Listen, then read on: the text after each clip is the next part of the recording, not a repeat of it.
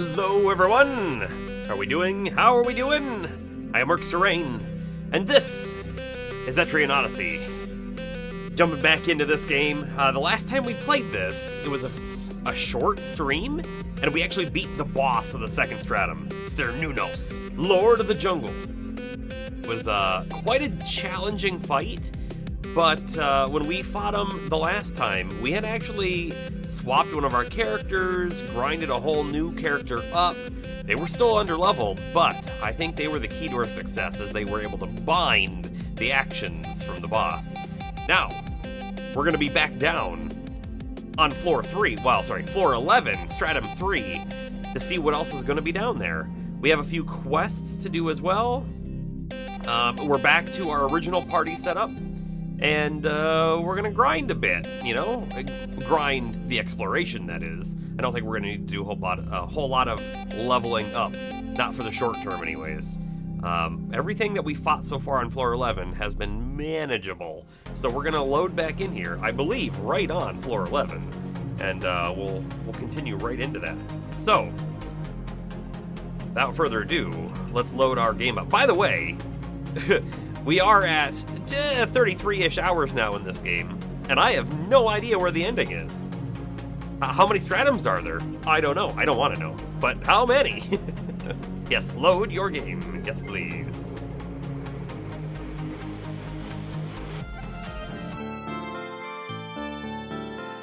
Alright. Stream music gone. Game music. Hello. We saved at the Stratum teleport, if you will.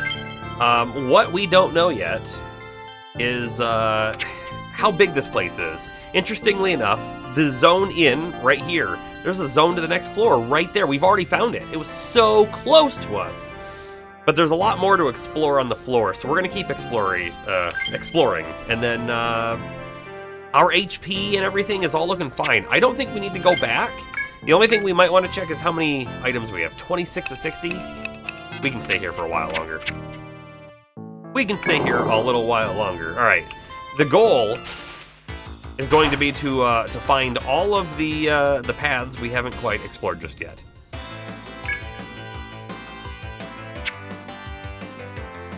Go dungeon crawler, go!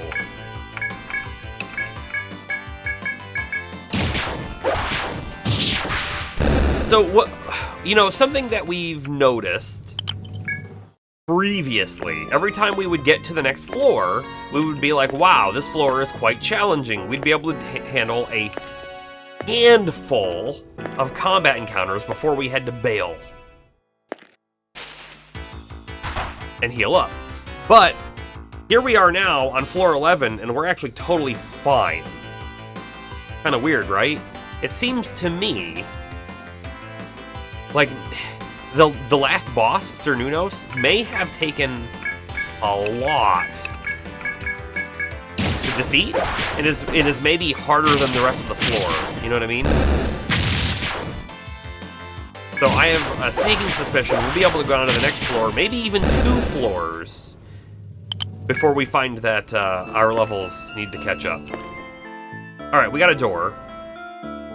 We may as well check the door. It's either going to be another pathway right here, or it's going to be just a short... I'm forgetting all my buttons. A short, little tiny section. Let's figure it out. Little tiny room. Oh, there is a chest. We have found ourselves a chest. I think this is the first chest of the floor.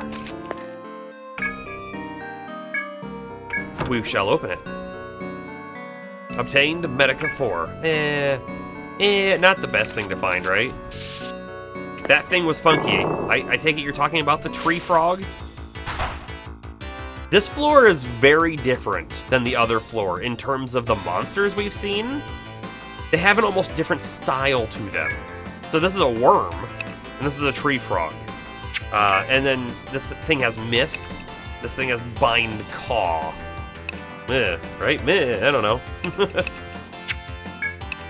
We'll have most people attack the one on the left. Merc doing no damage, as is normal.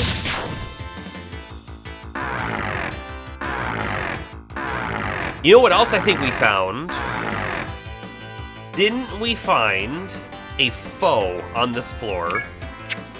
I'm pretty sure we did. A foe that used an ice attack against us. The very first elemental magic that's been used against us. And I think it was this guy, all the way over here.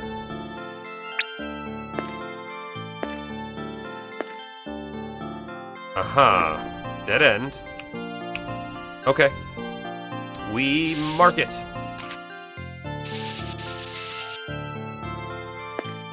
Let's actually look this way just a little bit, make sure there's no secret paths. Nothing. Not a thing. Now remember, there was also a soldier on this floor who told us, watch out for pitfalls. So at some point, I'm assuming we're gonna walk forward and we're gonna fall down to the next floor.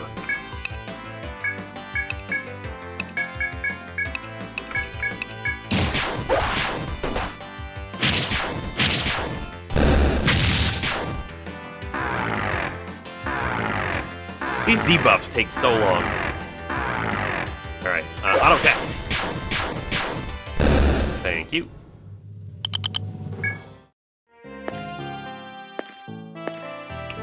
Okay, time to check out this way. Alright, that turns for sure. So it goes like that. And this way also turns. Okay. How about we go right first? The Death Ant.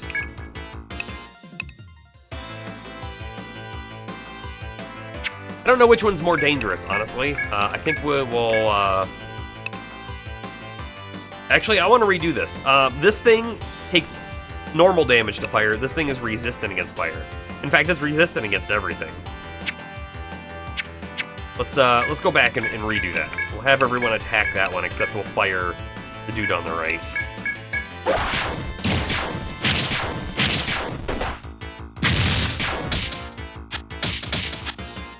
Got a couple of binds out there.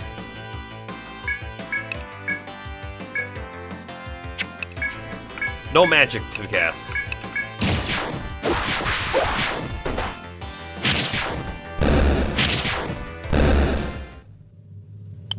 Rock coral. I think that's new. Nope, it's not. I just didn't remember it. Alright, we got a pathway that goes quite a ways, it looks like.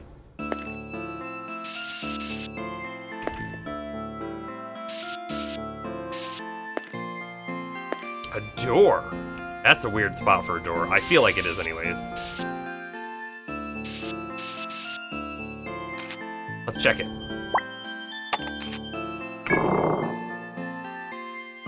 Whoa! Totally unexpected here. In the depths of the forest, you find the oft-encountered Ronin, alone for once. She notices you as well and turns to speak with you. So, you've reached the third stratum. You've come far, but what is it you seek? Ren stares coldly at you, awaiting your answer. You ponder the question. By the way, the Ronin class and the Hexer class, which is the girl who's usually with her, we still haven't unlocked. How will you answer her? We want to solve the mysteries, or we want to become the strongest, or we want to kill time. I'm actually in it for the mysteries, not necessarily being the strongest. And to kill time is a weird reason. The mysteries of Yggdrasil, the reason for the labyrinth's existence. You are certainly not the only explorer seeking to unravel these enigmas. A faint smile creases the harsh warrior woman's face before she continues. Hear me, then. Etria was once a small frontier town, in the days before the labyrinth was discovered. But ever since then, it has become a boom town with the influx of adventurers. What do you think will happen to Etria once the mysteries of the labyrinth are solved? Ren's cold stare remains locked into your eyes, as though she is testing you. Well, let's think about it. The mystery for why the place exists, and what it is exactly, and labyrinth and why it seems to go down and there's monsters and stuff, I would imagine even after we solve the mystery, the town doesn't go away, right? The town isn't necessarily trying to get to the bottom or whatever. I think the town is making a lot of money off of the things brought back, right? There's lots of rare monster parts and drops and things like that you probably cannot find outside the labyrinth. I would think that the town is making its living, if you will, off of that. And that doesn't change just because we understand more about the labyrinth. You'll do what you must, I suppose, if you are to continue down this road. Ren pauses, producing a weathered scroll from her belongings. Then consider where such a road must eventually lead. If after doing so, you decide to continue, this secret scroll of the Ronin will be of use. Oh, is this unlocking the Ronin job? Ren hands you the scroll, turns to leave, and pauses before she disappears into the foliage. The road you walk, and mine. They will meet again. Until then, take care. With that, she is gone. You give her words thought as you return to your investigation. Obtained, old scroll. Alright, interesting. Let's see if we can find it in our inventory. Valuables. Scroll passed down among Ronin. Take this to the Explorers Guild to begin registering Ronin. New job unlocked. That's awesome. We have no idea what the character's abilities even look like.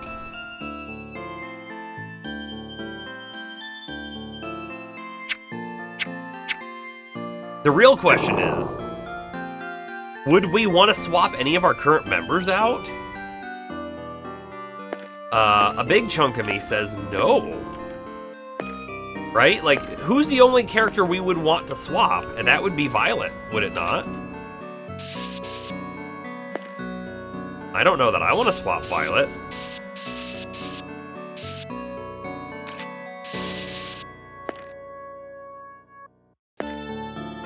Talk! There's a talk point! You know, should we mark on the map that we found Ren here? I don't think it's gonna matter, right? I don't think it's gonna come up again. In the depths of the forest, you see a lone soldier with a forlorn look. Actually, what if we do this so you can also see the text? As he sees you, he cries out with relief. You must be the skilled adventurers that the Radha promised would come. The soldier speaks breathlessly as he hands you a parchment. Here, take this. It's the portion of the map I managed to complete. The rest will have to be up to you guys. The soldier continues in a low, conspiratorial voice. Be careful, though. I've seen something dreadful looking around the path ahead. You guys beat Cernunnos, so you should be okay, but be careful just in case. The soldier quickly flees before you can say another word. With the panicked soldier's map in hand, you continue through the forest. He just unlocked this whole section up here. All of this. That's a big chunk. I don't love it. I want to do the mapping. Not him, me. It does make me feel, though, that maybe we should have continued off this way, because this feels like the correct way to go. We can always turn around later, though. Let's check his work, right? I don't trust them to map correctly. So we're going to go down every little pathway and make sure that he did his job right.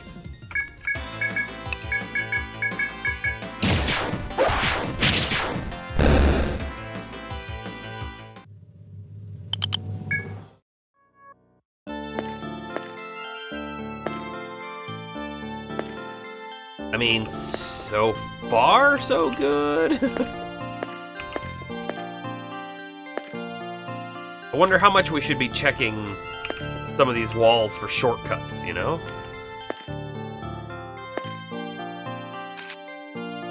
And you know what else is so weird about the maps that they made? Clearly, he traveled down this path and then over here, but why didn't you map this out? Right? Why didn't you map that? What a weird thing to just skip.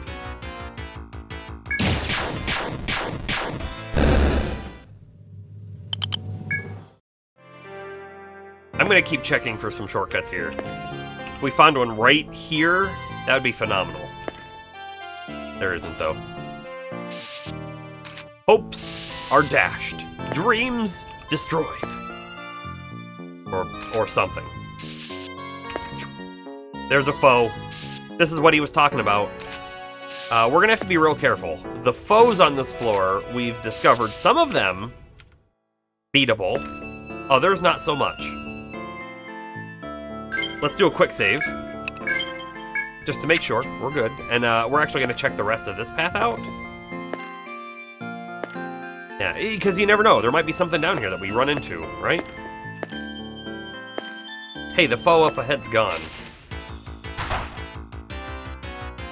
The Mad Worm. I think we just auto-attack it. 170 from Violet. Check that out. That's some crazy damage. In fact, actually, you know what? I was talking about the difficulty of the floor so far. I kind of feel like the normal encounters, I say normal, the normal encounters that we were receiving on floor 10 were giving us a lot more XP. There were also more enemies, but they were giving us more XP. So I have a feeling the expectation, actually, is that these are slightly easier enemies. All right, we again do a quick save. Let's see what it is.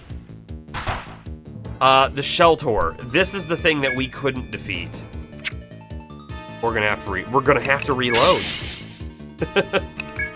Cleaver. I mean, we're gonna fight it. We'll see how well we do. But I'm pretty sure it does a big AoE thing. Pretty sure, and I think that's why we lost. In fact, so much so that I'm going to defend with Merc, because he's not going to do a lot of damage anyways. Shelter.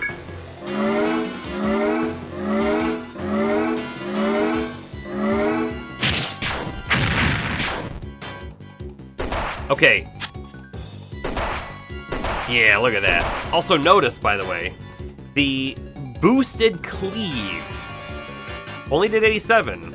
The boosted flame did 180 or whatever. Which means this thing is really weak to magic. I don't think there's a whole lot you can do, Palmer, other than let's cure Astro. Keep attacking this thing. Get ourselves a Cure 2 on Cerulean. And then, I guess a Bravery? Good. A single target attack. Helps us a little bit, doesn't it? Oh! That cleave did 101, and then the fire did 99. I expected the fire to do more. Okay. It is what it is. We're gonna have you parry, Palmer.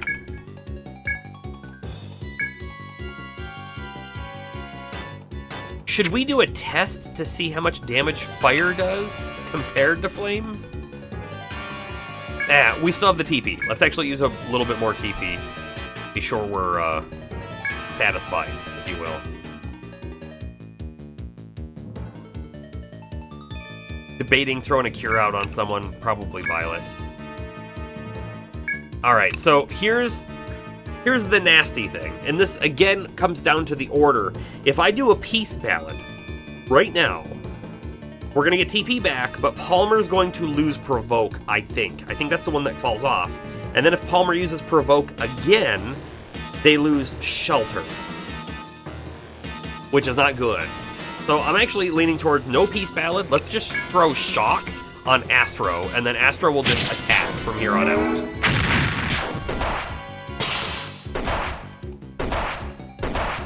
Yikes.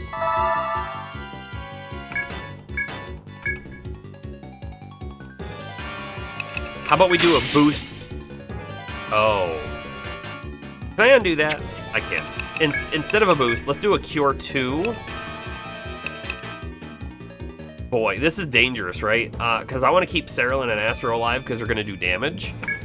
However, Merc might die. Because he's going to do a Cure 2 on Cerulean. We'll see what happens. Ooh, 174 from that shock. That's really good.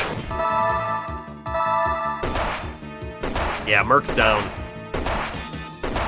Merc's down. This thing's only at half-life. Unfortunately, I don't think we win this. I don't think we win this. Let's cure Astro again. So Cerulean's gonna die.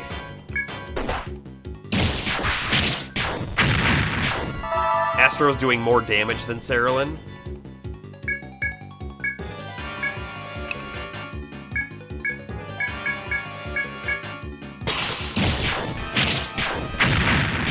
Now, if it does a whole bunch of single target attacks, and they all hit Palmer, we're good. However, Palmer's Provoke is worn off by now, right? Almost certainly.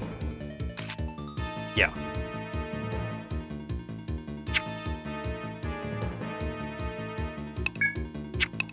Boost. Attack. It's getting really low.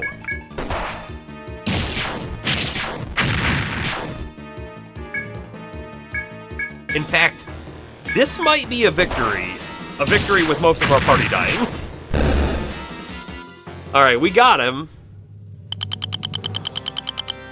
Cerulean and Astro MVP. We got no drops. We have to leave, right? We have to port out.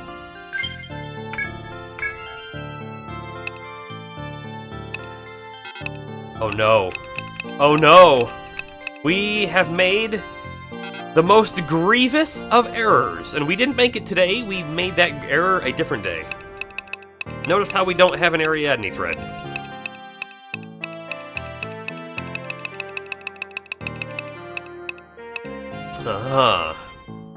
Okay. Let's think about it.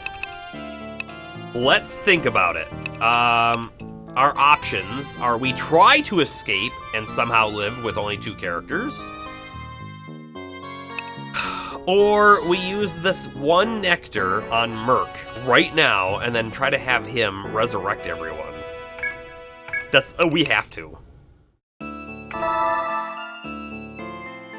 We have to. Okay, revive Violet. Revive Palmer. Healing Touch. Okay, now we have a very healthy team again.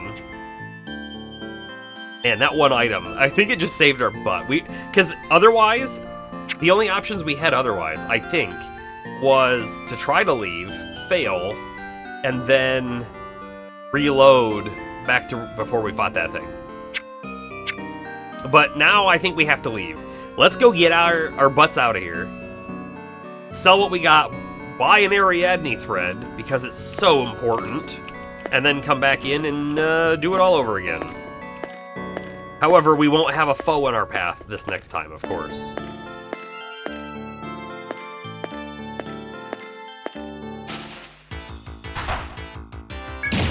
We also got lucky.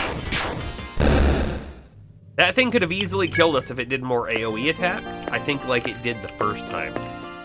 This is telling, right? We either need to have a counter for heavy AoE enemies, or what? I don't know, or what. I think we need a counter.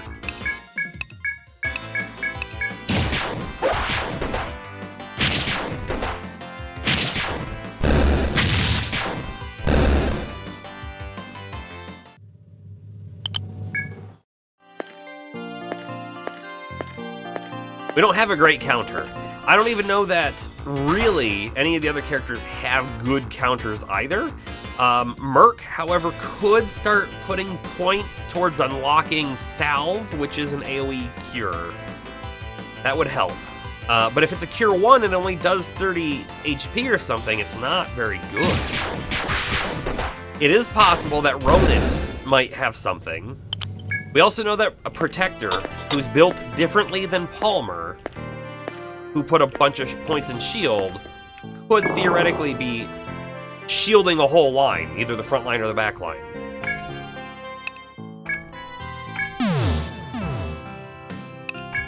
Alright. That's not the guy I wanted to talk to. Chilica. Alright, we sell rock coral for 80. Is that new? Sure is. 80. We've got elastic for 55.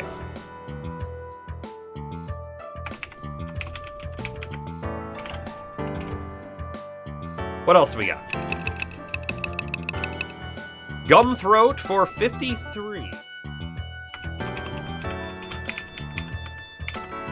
I will say that one sounds gross. Oh, hold up. And steel bone for 51. Okay. The self bow has been unlocked. The gum whip has been unlocked. The stud vest. The gum helm. Alright, we'll have to check all of those out. Buy. Item. Ariadne thread. We have one. Gonna be lurking? Alright, Bomber. Let's see. So, oh! 2 more steel bones, which, by the way, we've seen, will unlock a Shamshir. James is here! Welcome, welcome. Let's look at the Shamshir, though. And, I'll pop my head away momentarily.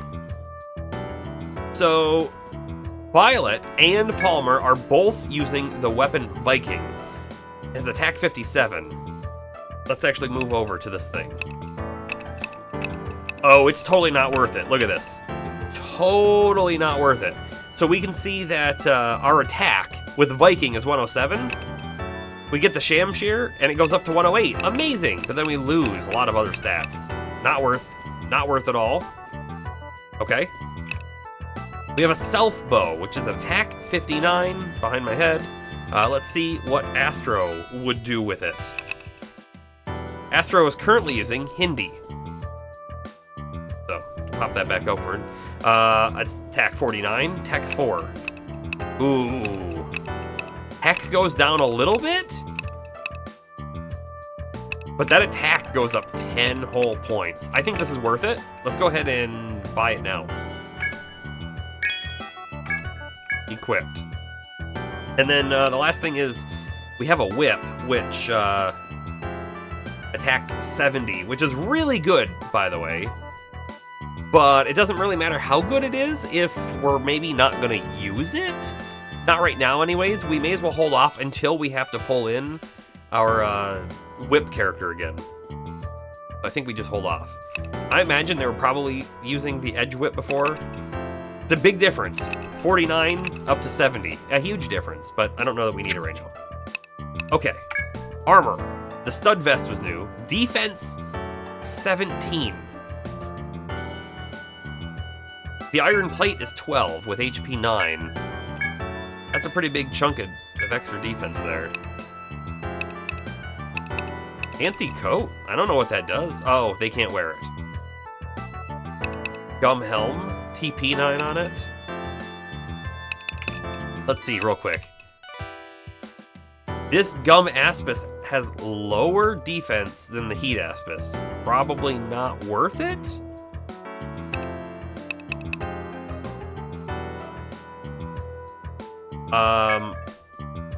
But I am feeling like 9 HP. Losing that 9 HP for 5 more defense is probably a good thing. Yeah? What do we think? Defense 70 up to defense 75, yeah.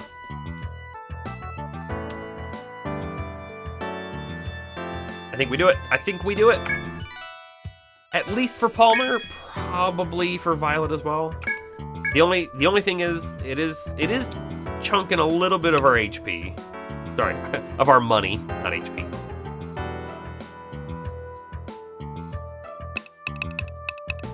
She's at 62, she goes to 67. So 5 more, as we expected.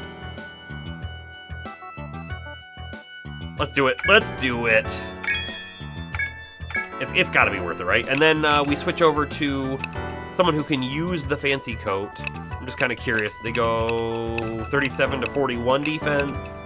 Vitality goes up. Agility goes down. We can't buy it though anyways. We need another glass. I say another glass eye. I don't think we've ever seen a glass eye. So I think we're all set here. This is an interesting item. Not a good one though. Not one that I want anyways. The Sea Charm. Don't know what that does. Like, oh, it's a TP item.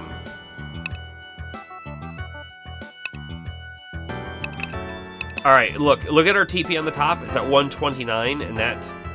Oh wait, that's what the loot. Oh, but we can't use the loot. So we're at 129 max right now. The Sea Charm would take it up to 144. Interesting. Stab Shell and Sea Branch, never seen them.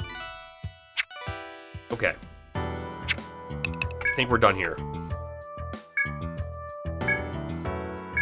I've read that one before. Okay.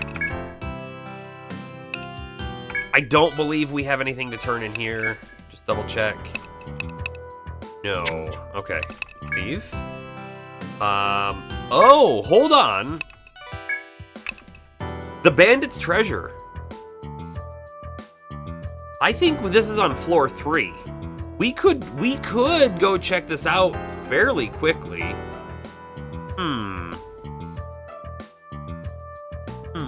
Yeah, maybe a little bit later. Maybe a little bit later.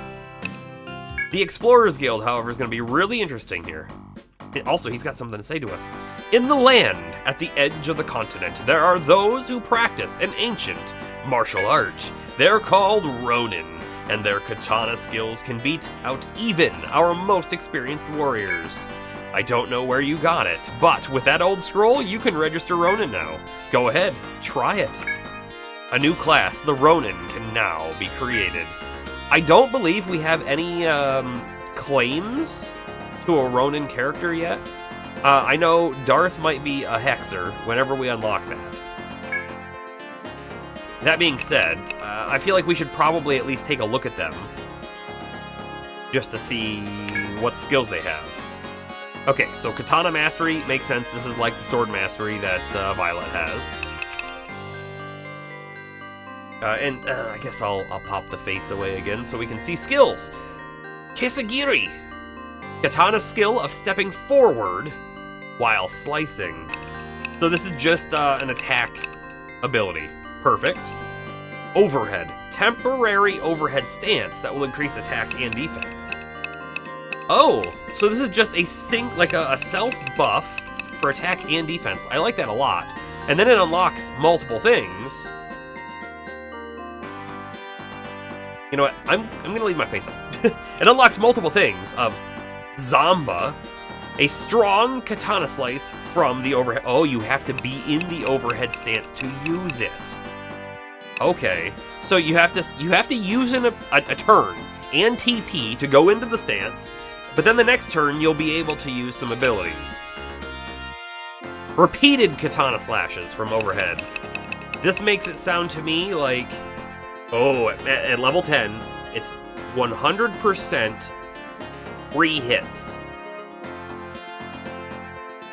Wow. Waste one turn buffing yourself, and the next turn you go whack, whack, whack. Right at it. And then we've got Orochi. Execute a fire katana strike. Oh, hold up. That Raizuki down there is probably electricity.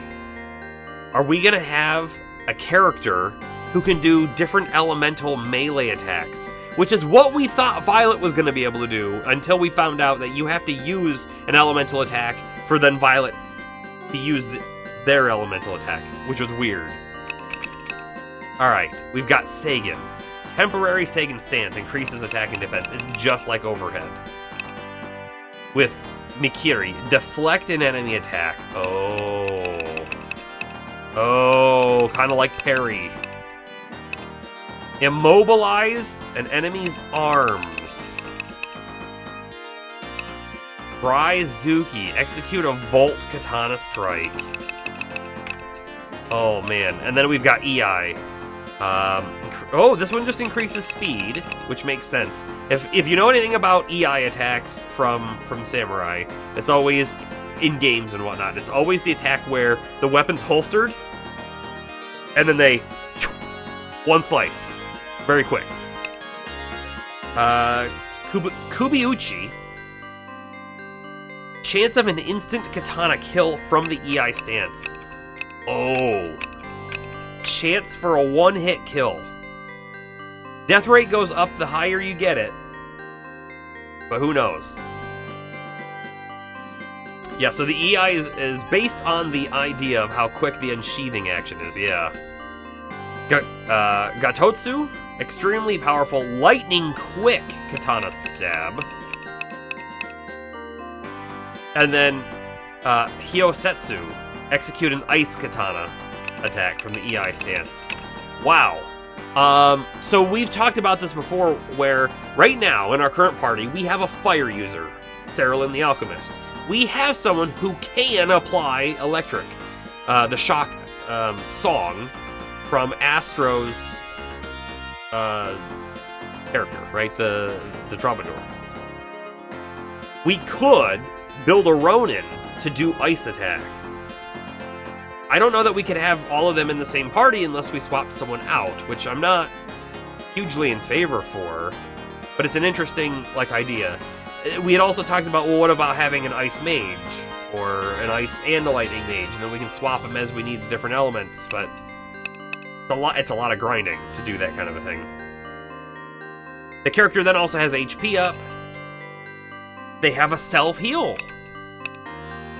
Heal HP by taking a deep breath. Now, I do want to show this. It says heal rate and speed. The fact that it says heal rate makes me feel like it's a healing over time. So you use it on yourself, and then you heal every turn, maybe?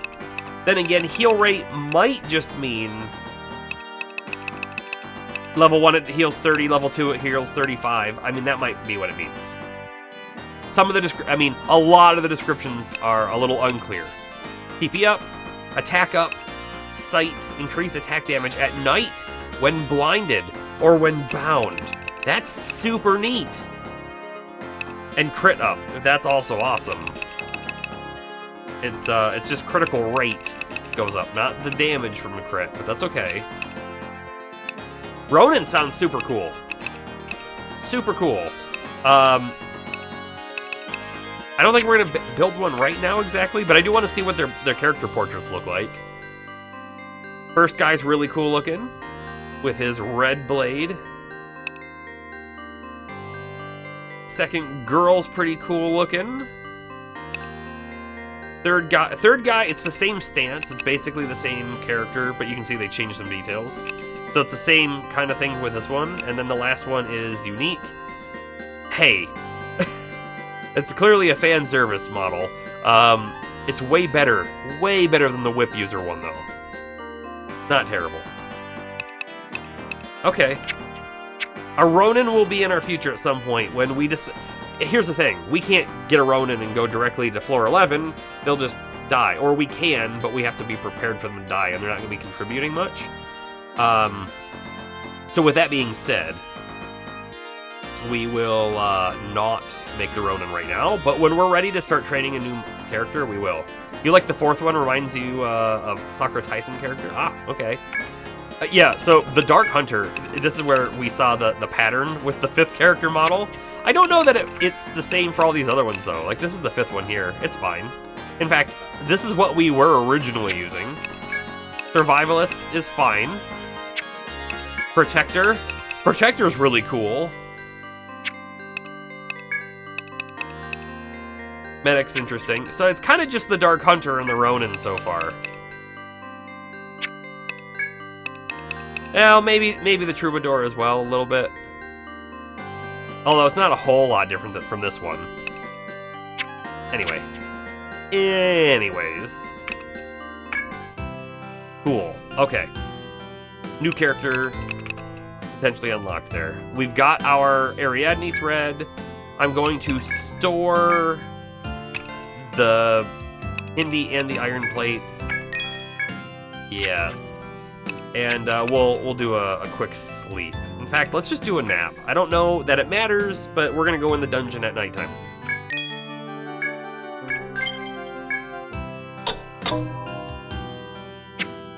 Okay. Back to the Azure Rainforest. Alright, I feel like we should probably go back northeast on our map where we just left from. You know, I mean, thinking about it now, it's too late, but maybe we should have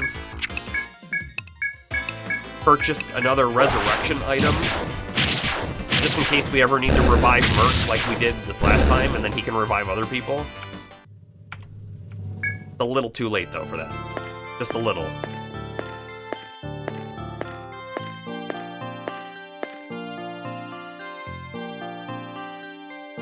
Yeah, no, we go this way. We'll have to come back and check the other paths out soon.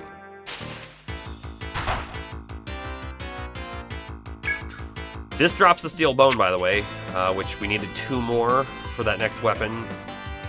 It wasn't one I don't think we wanted to upgrade to, but you know.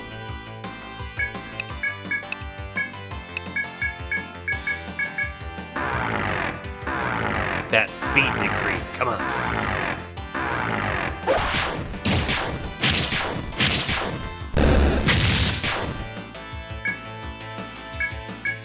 I think I'm just gonna attack with Cerulean. Wow, double speed down?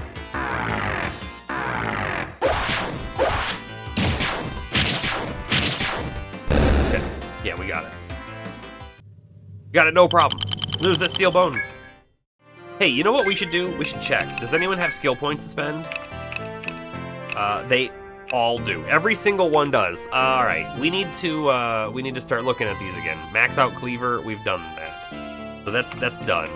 Let's do a quick look through of what we want to do. We could easily put more points in Tornado. It's a great ability. It's a great ability. We could. This is that crap here. We could put a point in Blazer. We could actually use Blazer, right? Because we have fire magic. But oh well. Arm heal. Oh, a free arm heal even. Huh. I'm gonna take 1 point of arm heal. It might come in like clutch at some point. Maybe. After that, though, I don't quite know. We could, again, do Tornado. Or we could say, you know what? The next 5 levels are going to be, quote-unquote, wasted, and we do axes so that we can get 2-hit. Thing. So it's a possibility. Alright. Palmer. Do we have anything else for Palmer written down? Take parry to guarantee level 5. I believe we've done that now as well. In fact, we took it up 1 more level, didn't we? Maybe we max parry. Maybe we do more Aegis.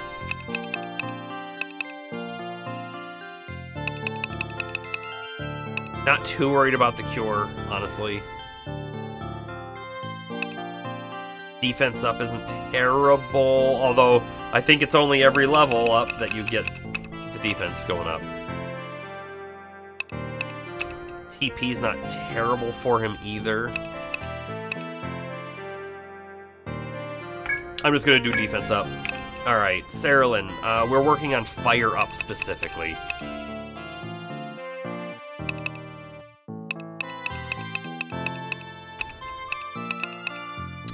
Fire up again, yep.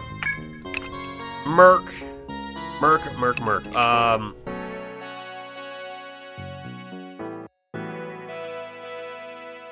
We don't have a Merc. No, there it is. 2 in healing, and in healing touch, after healing touch, more refresh. So we've maxed out healing touch, so now we're doing refresh. The next point will heal curse. Yeah, that's totally worth it. It's situational, but totally worth it, right? The only other thing that we could do, which we've mentioned before, is do Cure 2, get up to Salve. And then Salve is medium amount of HP back to the entire party. In fact, that's probably what we should have been doing. Oh well, we didn't quite do that. And then Astro, Shelter to max, which we're doing. Done. Level ups abound.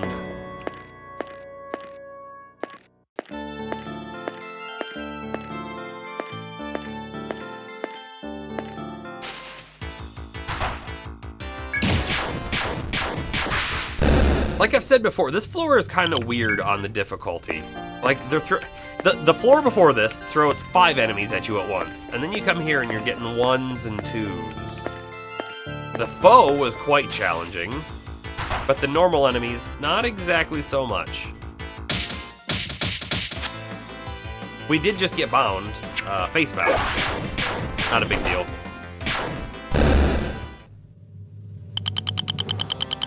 Bomber, you realized earlier today that you haven't beaten Starfield yet, so you just blitzed it.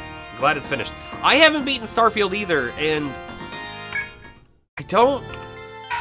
I would really like to play more Starfield, but every time I think about playing Starfield, I'm like, meh. I don't know why. So I haven't played Starfield in quite a long time now.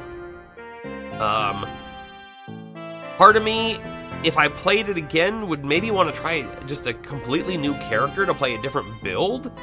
I don't know. It's a thing, but I don't know. Bomber, you missed. We went back and we looked at what the Ronin has to offer, and they got some neat abilities. They have 3. I think you want to specialize in one. They have 3 different fighting stances. One that goes into additional abilities, one that's just like pure attack up. The other one is a multi-hit attack. When you max it out to level 10, it's a guaranteed 3 hits from 1 attack, which sounds really cool. And then the last one was a fire sword attack. The next one, which was lightning, had a parry.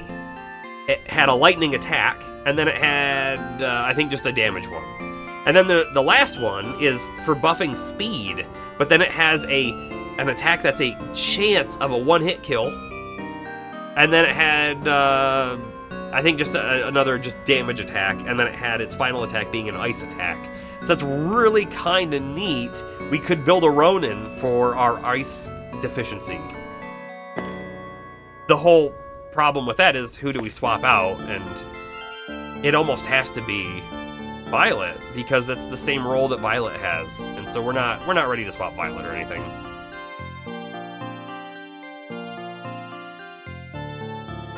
You were the same way, Bomber, but you hate unfinished games. So, all right. No, hold on. Small detour into Starfield Land. No spoilers. What I know, right, is that they have an essentially endless New Game Plus, right, on Starfield. So every time you beat the game, you can play again. And I think I've sussed out that there are differences between each game. I don't know what those differences are. Was the story, like, worth completing? Or is it really like, yep, you've completed it, and you're supposed to just really want to play New Game Plus? And if so, or even if not so, do you have any plans to play New Game Plus?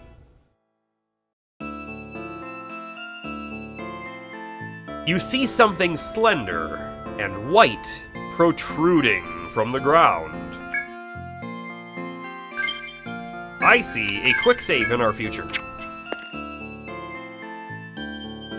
Alright, this is clearly a wall, so let's do that and inspect it. You pull it from the earth and see that it's an old wand. Obtained old wand.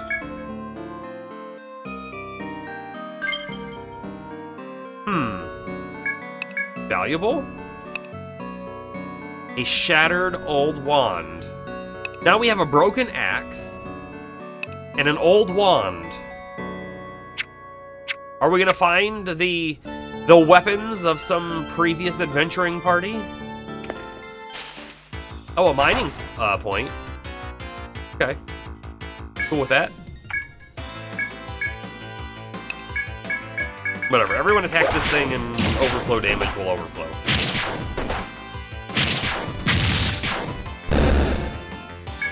Or it'll take everyone's attack. That works too. Yeah, these sound like quest items. I would agree with that.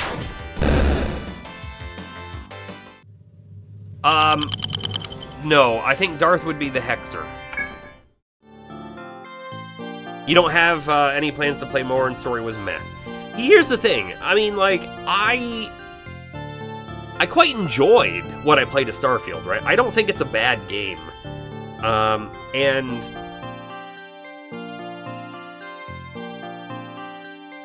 it's just,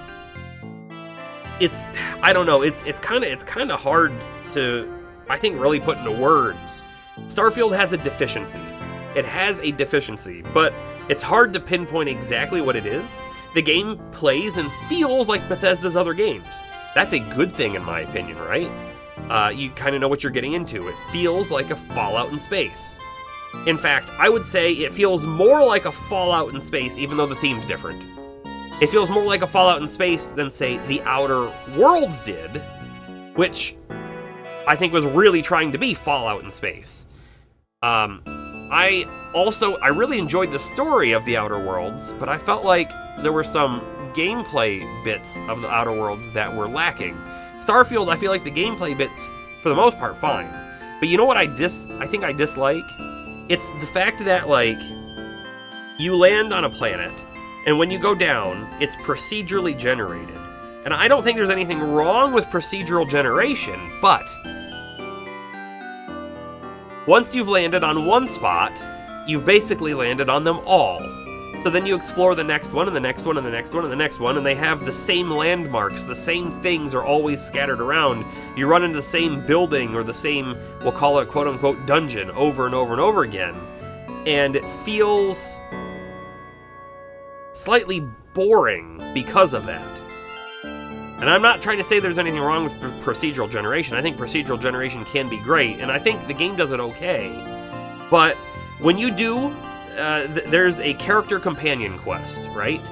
When you do that character's quest, you go down to a planet that they want you to go for, right? And when you get there, you land and you get out of the vehicle, out of the spaceship, and you're like, oh, wow, this place is awesome.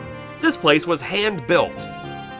And when you see the hand-built and you see what, like, they could do, it really detracts from what you see everywhere else. So once I saw that, that place was great. I loved playing that place. And then once I left that place, they kind of just, they felt subpar. So I don't know. There are so many quests that you cannot accept them all, right? There's so many that you can't accept them all. And that kind of then leads me to, oh, well, hold on. Should I even be exploring this part of the city? Because there are going to be 10 quest givers, and I don't have time or space to do their missions. So maybe I shouldn't even walk over there because it's kind of a waste of time. It's just weird. It's just weird, and it's still funny, right? Because I still enjoyed what I played at Starfield. But I would rather play something else, I think is what it comes down to. I'd rather play something else, and I don't know if I'm going to beat the story, and I also realize I messed up the map. So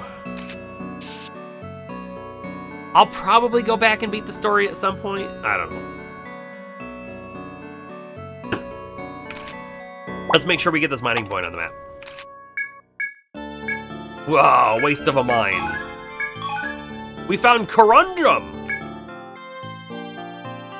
That's new. Oh, and you know what? Something we've been doing is we have been leaving it was Corundum, I believe. We've been leaving like a little note to see what kind of stuff drops there. Just in case we ever need to farm that material, we'll know where to get it. By the way, this feels like a door that's going to lead us to another stairway down. Huh. The floor gives way as you realize you've stumbled into a booby trap. I was right. It's a way down. The Insect Queen's Palace. Ooh. Ooh. Hold up. Let's go back up here. Let's finish mapping. I'm gonna use this to designate a hole. How about that? And then I'll just say hole. Confirm.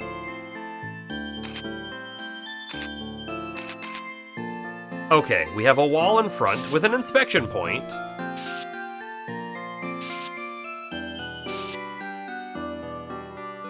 You didn't even consider pitfall. Well, I was saying that I'm pretty sure we're gonna fall into one sooner than later, because if there was a guard who had talked about pitfalls. A small crack is visible in the wall of trees before you, but it seems you cannot pass through from this side. Aha. Love it. Love it.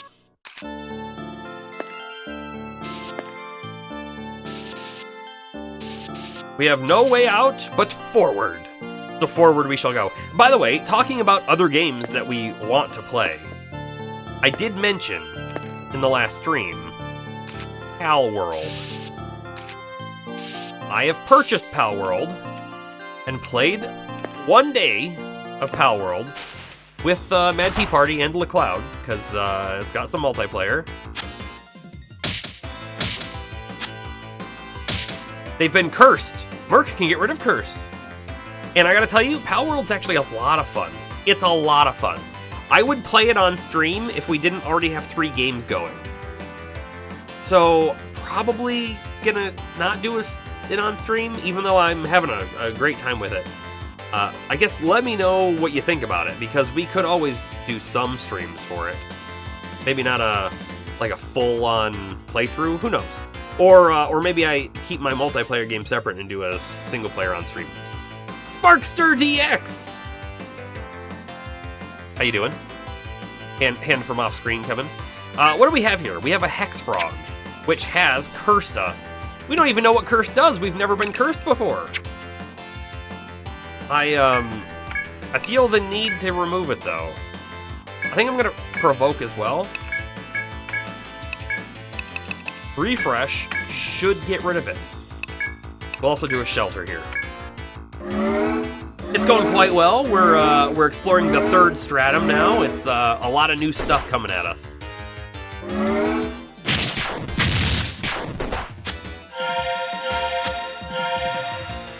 Okay, the curse is gone. The curse that I have no idea what it does anyways. And this thing's gonna die here.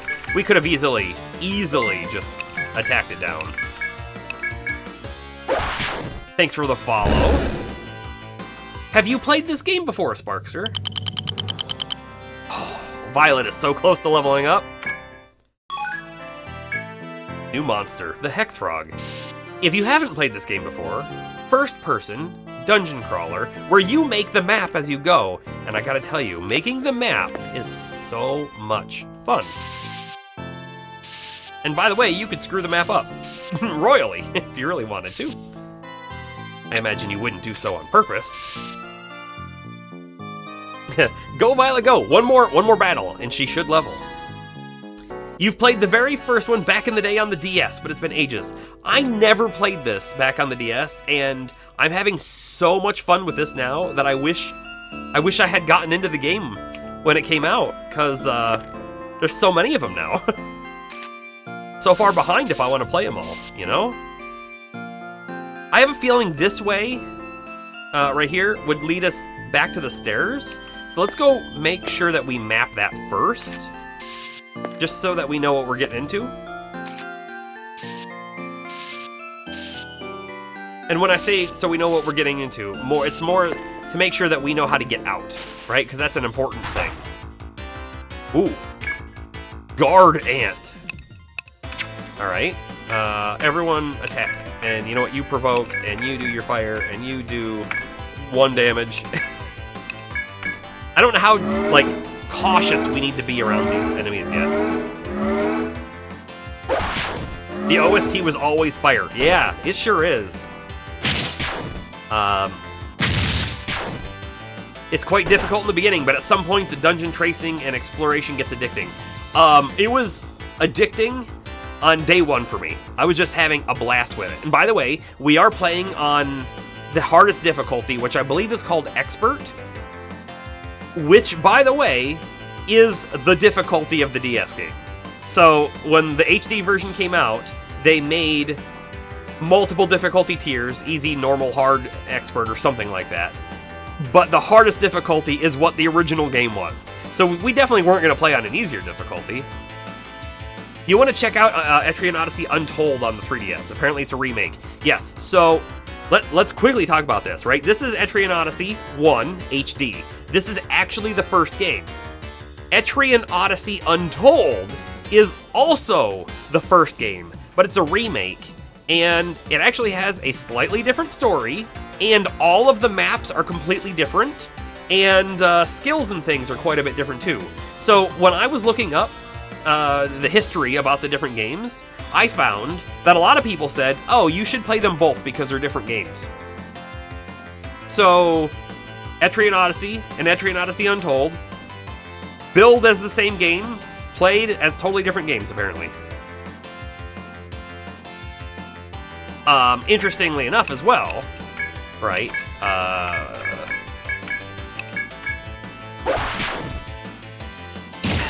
they did the same thing for the second game. There's Etrian Odyssey 2 Untold, or Untold 2, or Untold some other thing, right? And that game is the same exact thing, where it has a different story, and it has different maps, but it's supposed to be a remake of the second game. I don't quite understand how that works. I haven't looked too deep into the story aspects or anything, because if for whatever chance we do eventually play them down the road, I want it all to be fresh.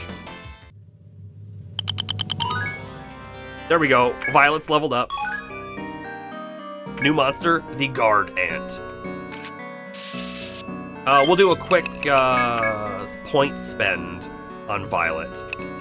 We put the last point, by the way, in arm heal so that we would have an ability to heal our arms if needed, but I'm not going to put any more points in that. So now, I actually think we should do more on Tornado, because Tornado, especially in boss fights, when the bosses summon additional like enemies, Tornado could be great. So I think we're going to come back to our our Violet plan, and we're going to do X points in Tornado. You think that they wanted to add more story elements and cutscenes into the games and never expected to make an HD remaster later down the line. Yeah, it makes sense. And by the way, this isn't exactly a one-for-one version either. Let's take a quick look at Merc. Like, this is a super important distinction. Some of the abilities on the DS were quote-unquote broken, or didn't work as advertised, or were stupid. And here's what I'm going to show you. So down here, we have an ability called Healing Touch, which, by the way, is maybe too powerful. It might be too powerful. But what we can do at level 1... Actually, at level 1, it's terrible. After every fight, you could use Healing Touch, and you could heal your teammates up to half life. It doesn't actually recover 50% of their max life. No. It recovers up to 50%. We level up to level 3, and all of a sudden it's a full heal. Up to level 5, it's a 1 TP full heal. Right? So a 1 TP full heal after every fight is amazing. But in the base game, it maxed out at 40% recovery. Again, it's not giving you 40% of your life back, it's taking you up to 40% of your life, which in this game is useless, because anything below 75% is danger zone. So it's not exactly a one-for-one of the old, but it's really close, from what I understand, with a few things sort of being fixed, if you will. Here's our stairs up, so we're pretty good. Let's go explore the other paths. Yeah, healing was great. Alright, this is the normal Madworm, but again, the Hex Frog. Boy, I wish we knew what Curse actually did. And this thing has 222 HP. So let's attack it with everyone. I'm not afraid of the worm, I guess is what I'm trying to say here. There's that curse again.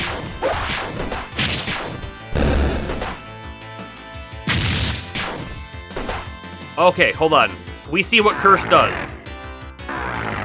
Curse makes us take damage after we've taken action. That's kind of nasty. Do you think defend? This is a test. Will defend count as an action that lowers our HP? And by the way, we have refresh. I can get rid of it. But I think Violet and Astro can kill it. Let's just see if they do. Yeah, they kill it. So I guess it doesn't matter. We're not going to get to understand. Glass Eye, however, was an item we needed for a new craft. That's cool. Oh, and you're over in Germany? I'm east coast of the US. So yeah, there's like 5 or 6 hours between us probably. You'll try to make it to the next stream a bit earlier? Sure. I start at my time, 6:30 p.m., so that's an hour and 15 minutes before now. So I don't stream a whole lot earlier than that because I have to work as well and get dinner and me before streaming. But nice to have you. Have a good night, and hopefully we'll see you on the next one. I've been streaming this about 1 day a week and 2 other games other days. So Monday, Wednesday, Friday are my normal stream days. Skill from Merc, Healing Touch. Yeah, that's overpowered. It's amazing. That Healing Touch gives us so much additional time in the dungeon without needing to worry about healing. Ooh, a chest.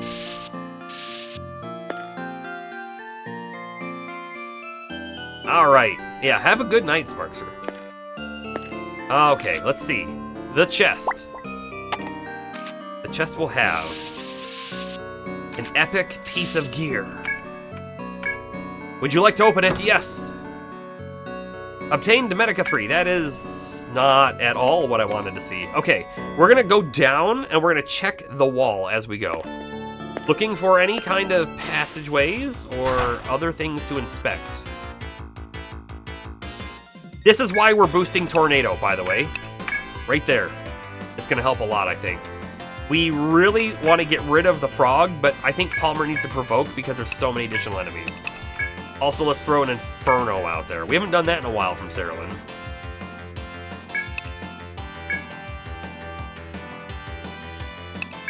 I think Astro's going to Bravery and not Shelter.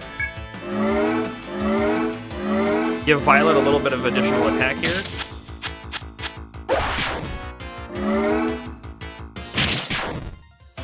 Oh, that was a good hit. Oh no! That was super scary.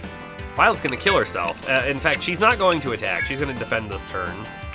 Palmer can attack. Everyone else can attack. Merc should probably do a cure on Violet. Or a refresh? Let's do the refresh.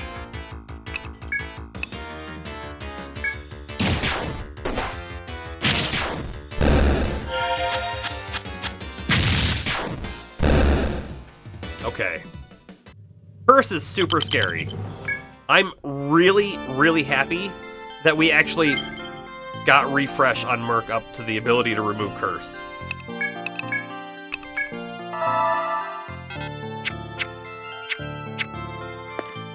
But it does mean that our AoEs are scary to use. Real scary to use. Okay, here we go. Let's see what we got coming up here. We have a path that keeps going a ways. We have, oh, what if there's more pitfalls? I can't wait to find out if there's more pitfalls.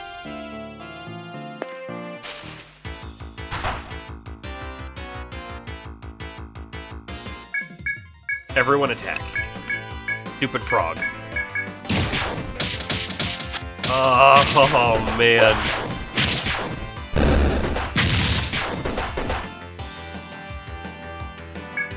It's just so bad. And here's another thing too, right? If we have everyone attack, which I'm going to do, there is a chance that they're going to attack before refresh goes off, and then they're going to take damage. Yeah, like, look at that. Astro attacks so quickly. So does Violet. And Palmer. And Cerulean. Everyone attacked before Merc got his refresh off. Wonderful, right? At least we can do this. It would be nice if there was a faster way to do that. Okay. No falling in a hole here. However, we've fought a couple different ant enemies now. There's going to be a giant ant boss, right? Gotta be. Nothing down there either.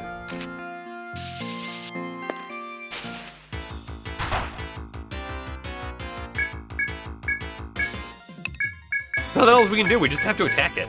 I guess we could be running, but if we're running, we're not getting XP. And we might kill it before it gets its curse off. Just maybe.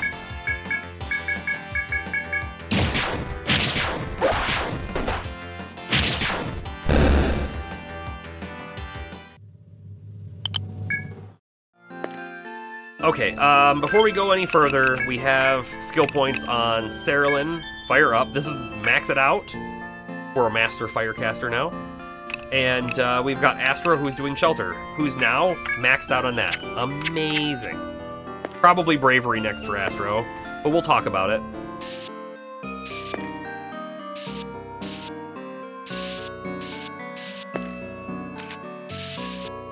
Alright, we have a path and a dead end.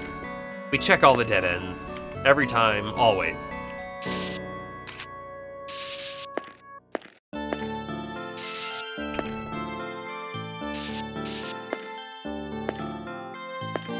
By the way, we didn't finish exploring the floor above.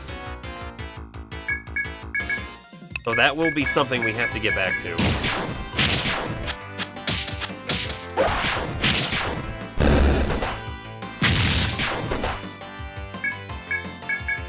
I think I just go all out on the attack, and then we heal everyone after. Like think about it. Think about it from a resource perspective. Merc could use Refresh for 4 TP to then remove Curse. They might still have taken damage. Or, we know we're going to kill it this turn anyways, take a little more damage, and then 1 TP cure everyone afterwards. Makes a lot more sense to do that. And, in fact, I don't think we're hurt enough to heal yet. So we'll hold off.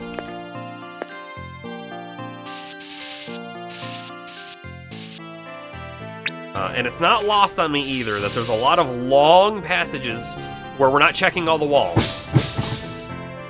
There could be any number of secrets to find here.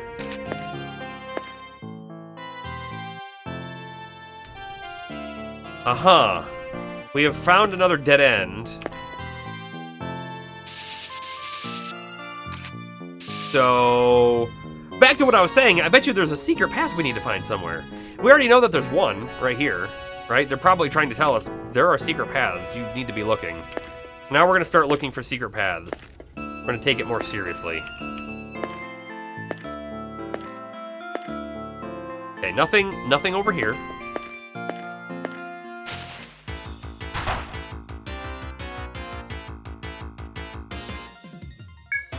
Sure, you know what, just everyone attack.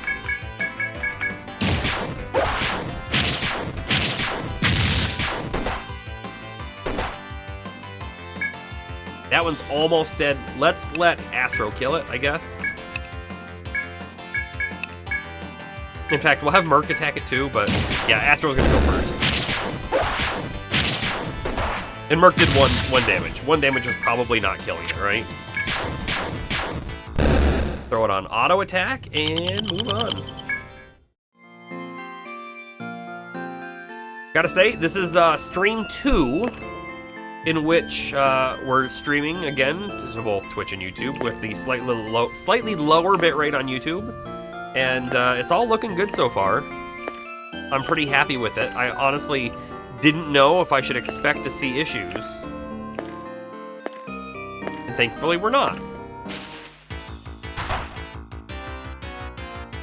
Ah, we got preemptive strike. That means this thing is dead.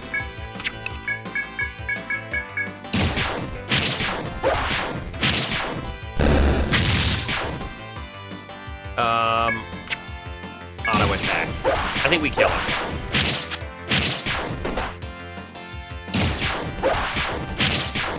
Yep. We're good. 1500 XP. I love to see it. Which direction were we going? I don't even remember. We must have been going left on the map. West, if you will.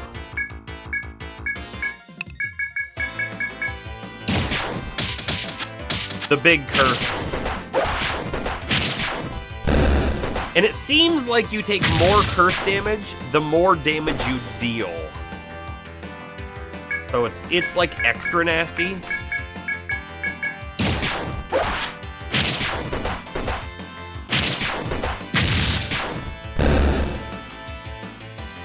We definitely have to heal after that one. Urk is almost leveled. Very close.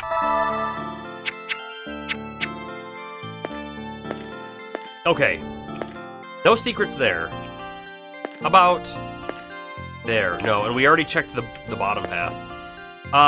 That's interesting. It might mean that we have to drop down in here from another path, right? Aha! We found an inspect point. Small crack visible in the wall of trees. Seems you cannot pass through from this side. Oh. Okay, so here's my guess. There's another drop-in spot over here, and there's a way back. There's a drop-in spot from down here, and there's a way back. That's my expectation here.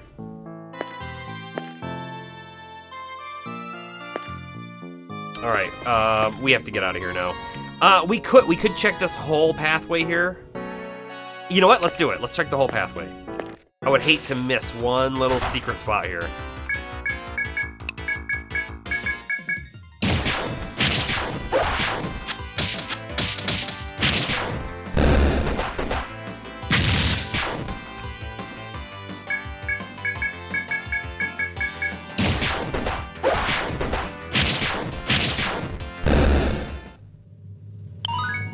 There's Merc's level up, and then Palmer's next. We'll wait, level them both at the same time. Inspect point. Nice. Small crack visible in the wall of trees before you, but it seems you cannot pass through from this side again. Again. All right. Sure. I don't care if there's a secret path right there. The only other spot that I think that we should check is the little return passage. We should probably check both sides. So we will.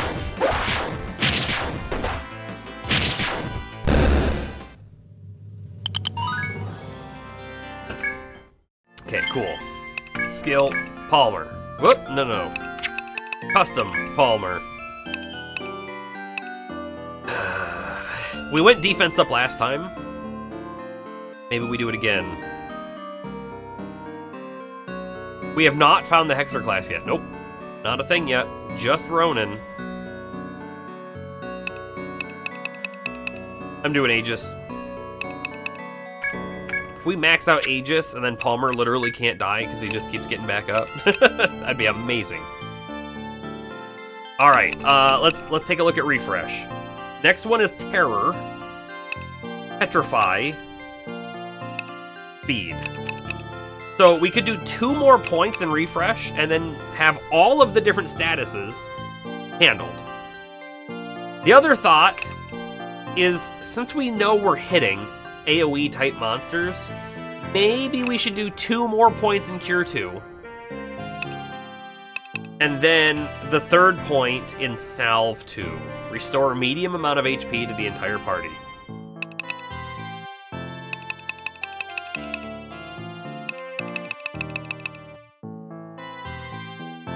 You know, here's another thought too, and in fact, let's get rid of my face so I can talk about it. On Palmer, here's the thing that people are unsure about, right? With Protector, it says, Shield Mastery, increase elemental defense. elemental defense, which makes you think, oh, fire magic is elemental defense. However, there is like a portion of the community that thinks elemental defense may also pertain to the physical attacks. Like the game is calling them elemental, like they're a different kind of element. Your slashing is a kind of element. So it's really confusing on if this is actually beneficial unless you're getting hit with magic. Okay, so then we come back to Merc. Look at this ability. Immunize. Confers resistance to all elements on the party. It's elemental defense. It's the same thing as Palmer's potential shield attack, or shield skill. Does this also give defense against physical attacks? Because if it does, then I want this. Like, we've talked about this a lot, where I want Merc to have something that he can do in combat as like a preemptive defensive measure, but so far he doesn't have anything. This would give us something. It really would. Sword element, hammer element, claw element, yeah, right? The other thing, too, that we haven't built towards, but there's regen. Restore a small amount of HP to one party member each turn. That's something we could do as a preemptive thing on Palmer, because he uses Provoke and gets hit a lot, right? But we'd have to spend 4 more levels here to be able to get regen. I'm not huge into that. And if we really wanted to try out Immunize, we'd have to spend 2 more levels here to get Salve, and then 3 levels on Salve. But if we did that, and we built towards CPR, defensive skill, by the way, you have to cast it. It costs 16 TP. I feel like we'd run out of TP on Merc, but chance that party members will survive mortal blows. The success rate goes up, as well as the TP cost. It's kind of like Aegis, but Aegis is free. Salve, on the other hand, feels like something we should build towards. So our thoughts are, we can either go for Terror and Petrify, or we can start building towards an AoE heal. Yeah, it's like Aegis for the whole party, but expensive, and potentially expensive and doesn't do anything, yeah? If we want Salve, if we want it at all, we have to get 4 more levels. Because we have to... 3 more levels, sorry. Because we have to put 2 points... Actually, if I put a point here right now, we only need 2 more levels. Okay, now we've got it. Put our point here, and then 1 more point on the next level, and then Salve the one after that. We've seen Terror. Cernunnos used Terror, if I'm not mistaken. I think it was Cernunnos, or it may have been the Elephants. The Elephants may have been the one using Terror.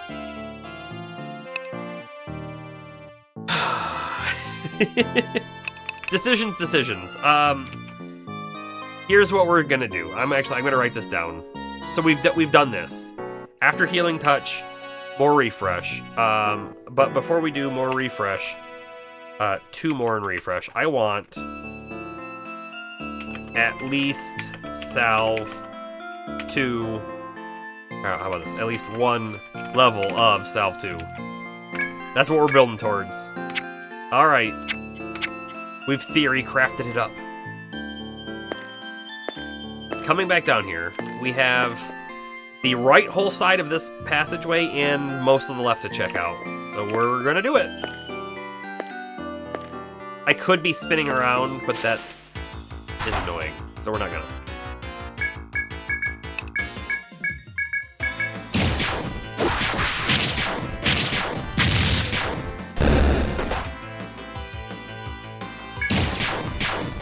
Throw it on auto attack. Yeah.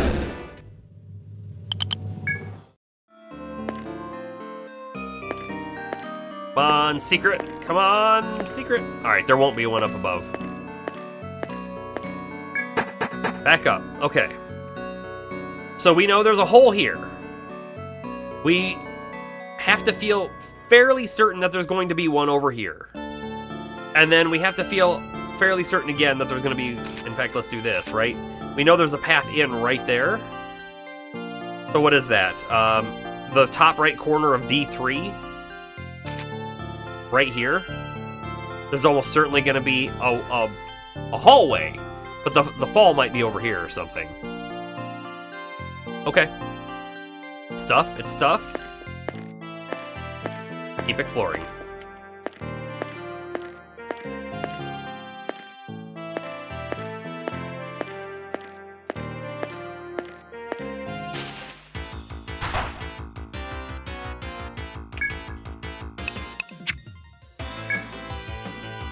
How much does this have? 240? I feel like Violet does like 170 attack to that thing.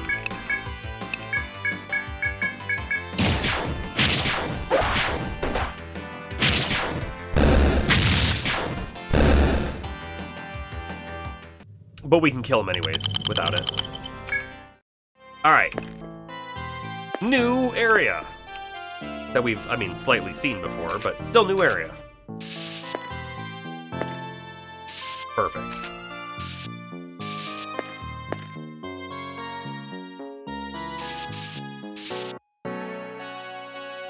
Since we're looking for a hole in the floor, we might want to be ooh, there is a F.O.E right there. We might want to be conscious, is what I was about to say, of if this theoretically was a dead end, we might not want to take that dead end just yet. Have I marked on the map all the shortcuts you can't get to yet? All the ones we know about? Yes. Yep.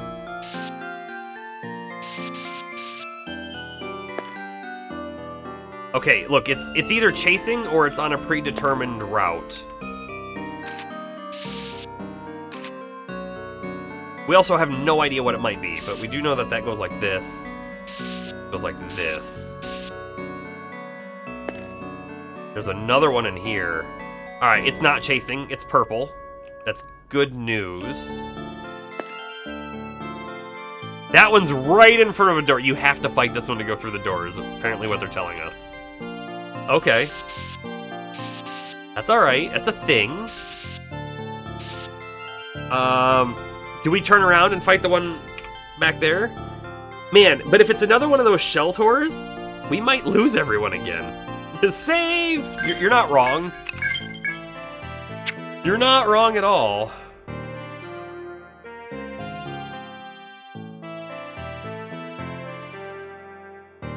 I'm trying to remember. So right here, actually right down there, where the E is, Blood Ant. The Blood Ants are also foes on this, but was the Blood Ant an orange color, and is the Shelltor a red color? I don't know. I do not know. Already was blindsided. Great. Fantastic. Quick attack. Or auto attack. Same thing. Alright. It moved. It moved. Aha. But we don't have to fight it, is what it's looking like. And it does look like it goes like this. Ah, nice. Nice, nice, nice, nice. Okay. We're gonna do that little bit of a loop. We've got a door. And behind the door we have... a chest. Uh-huh. There's still, in my view, there's still a hole somewhere over here. A pitfall that we fall into. Is it possible that the chest is somehow a trap? I don't know. Maybe we should have a trap command. While exploring, you come across a large box. Yes, we'll open it. 700N. Okay. X. Thank you.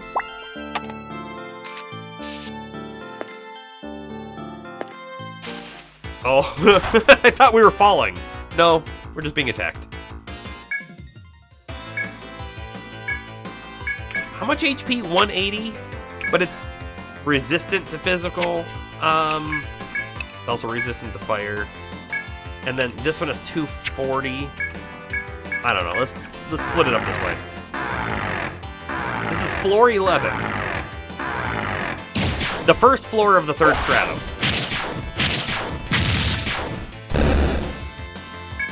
Okay, auto attack. We'll finish that off. Okay, nothing there, which is fine.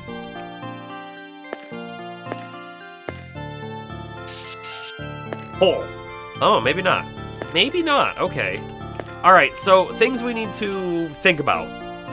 When we come through here, we're going to check the bottom wall. The top wall, we're at the top of the map. Based on that, we know that there can't be a secret over there, as far as we're aware. So we'll check the bottom of this area, but we need to let this thing move first. We want to be behind it, not in front of it. Also, look, it only moves 1 for every 2 that we do.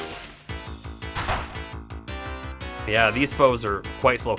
Oh, the fact that they're slow tells us 100% that it's the big turtle. It has to be. The Sheltor, the thing that will destroy us if we fight it. And when I say destroy us, I mean probably kill a couple of our party members. Because it's got the AoE attacks. They're just so nasty.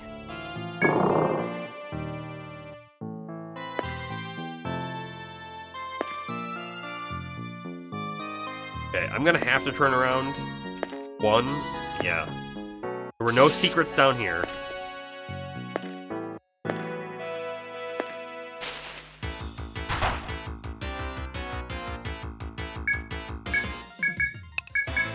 Okay, everyone attack it. And fire goes off. Okay. And quick attack, or auto attack. Whatever it's called.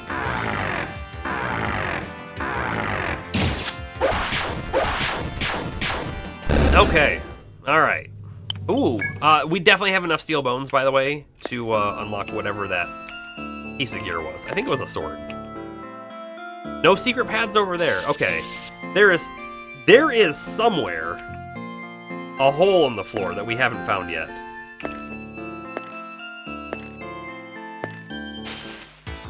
Where could it be?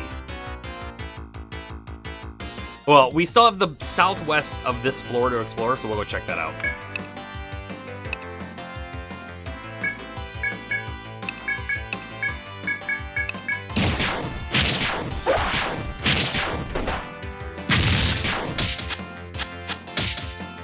We didn't kill it? It's so close, though. We'll have Astro finish it off. If they don't miss, I guess. Okay, we're good. We're good. Alright, we just go back around, I guess, here. We did fight the Sheltor and get destroyed on the bottom left before. But we know that they're easy enough to avoid, right? So we should be good down there to explore around.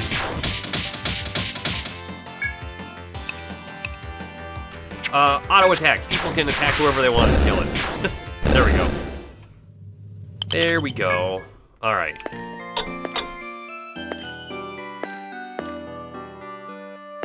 I believe we've checked all the walls in this area as well, like down here, for secrets, and we didn't see any. And I'm pretty sure, checked all the dead ends. This thing is weak to fire? Yes.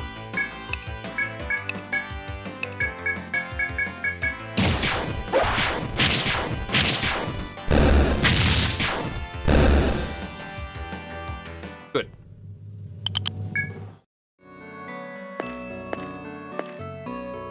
Alright, so it's gonna come from that side. That's fine. We'll go this way. Having encounters could let the turtle catch up to us if we take a really long time in them. Because they do move in between turns that we are quite aware of. I do want to check walls here, just you know. Okay. Nothing quite. Looks like there's gonna be a door here. Sure is. Sure is. Get that door marker going. Now, the last time we ran into a door like this, it very specifically led us to Ren, and we unlocked the Ronin. So let's check this one out and see what we got.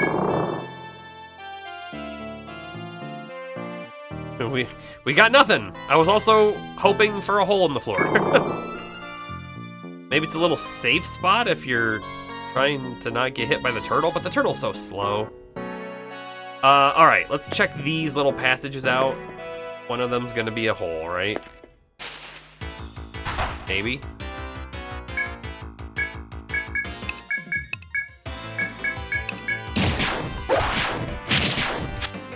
These ants are so tanky compared to, like, the other enemies here. We really need an ice user, which the Ronin, if we built an ice Ronin, would be great. Or if we built ourselves an ice alchemist instead. I'm just not ready to train up a whole new character yet after we did the whip user. Okay. Oh, there is a passage through there. Perfect. We're gonna quickly check this. Nothing. Auto.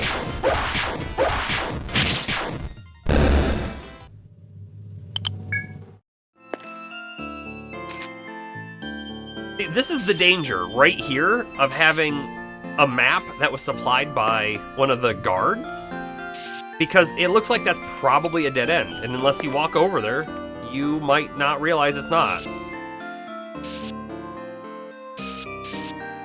Alright, we got a door.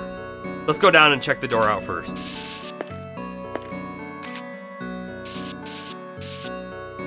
Interesting, this curves up, doesn't it?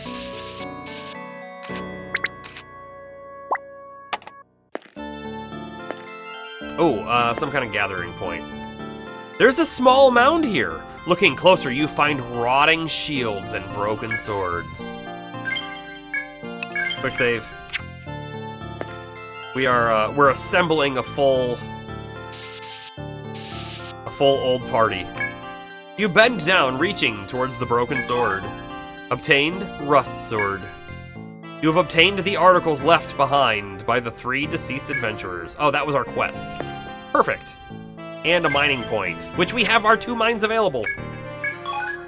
Rock coral. Crab leg. Interesting, that's new.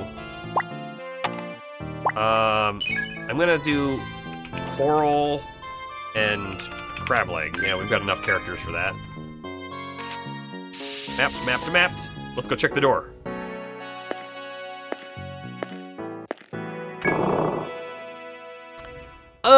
A red door. Oh, that feels bad because we can't open those yet.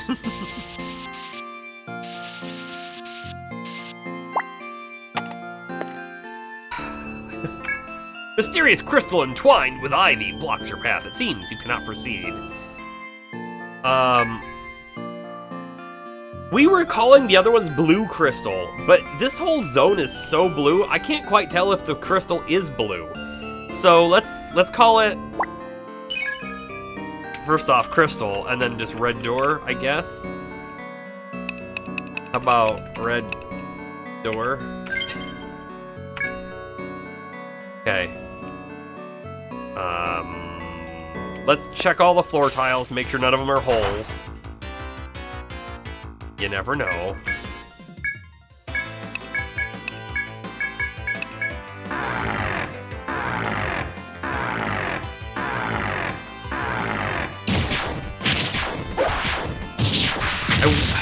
I wonder when we get something that unlocks those doors, because remember, floor 1 has one of those doors. The very first floor has one.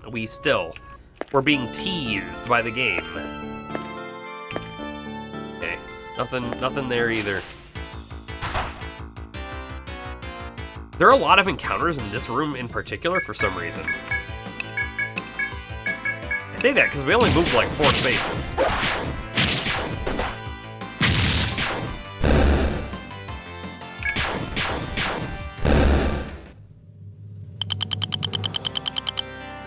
Wow, James, you just entered your 600th wrestling personality into your game app. That you were previously talking about. Still have a lot to go, too. You have a lot, you've done 600 and you still have a lot more left? That's a lot. That's a large number.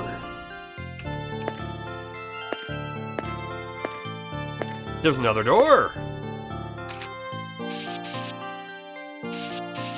Color me surprised. Just too many wrestlers, Bomber says. Yeah, maybe.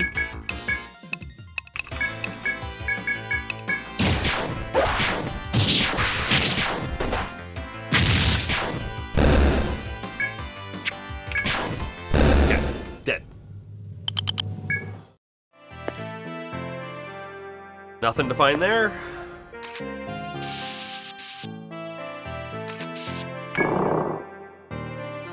Wow, okay. I wasn't expecting a large area up here. Oh, did you see that F.O.E, by the way? I see that F.O.E. I would like to see what that F.O.E is about to do. We're gonna check this little spot. Nothing. If it's another turtle, then this is probably a big loop. If we had to take guesses, that's sort of one of my guesses. Now, here's sort of my fear. If this is a hole that goes down to the previous floor, I'm gonna be slightly disappointed because that means we're gonna have to run all the way back up and around here again to finish mapping. Okay. We have another door.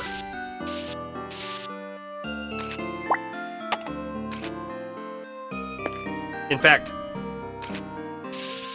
I just feel in my gut that this is a hole. Let's do a quick save. The floor gives way as you realize you've stumbled into a booby trap.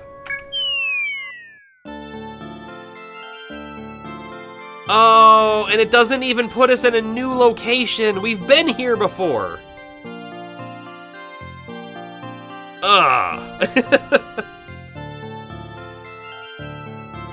Your collection of cards for the wrestlers includes folks who date back to the turn of the 20th century, so it includes a lot of independent talent, guys not on national TV currently, but working for smaller regional groups, of which there's never a shortage of.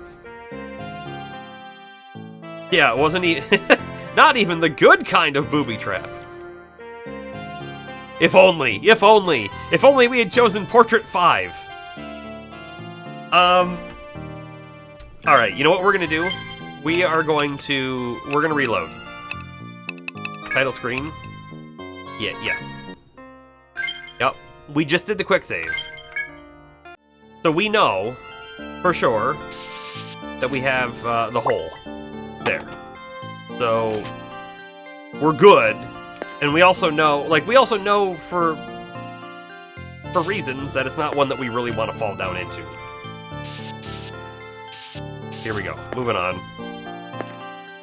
We have another path there. Also a hole? An encounter? Probably not a hole then.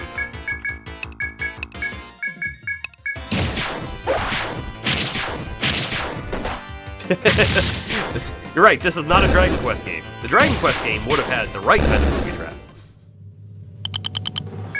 Probably.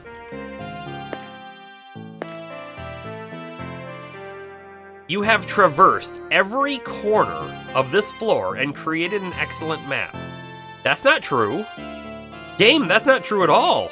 There's still whatever is down here. We haven't been down here yet.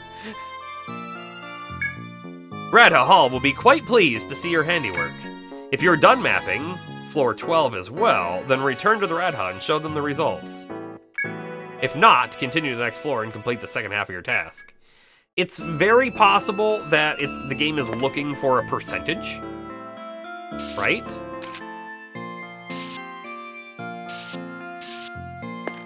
A chest!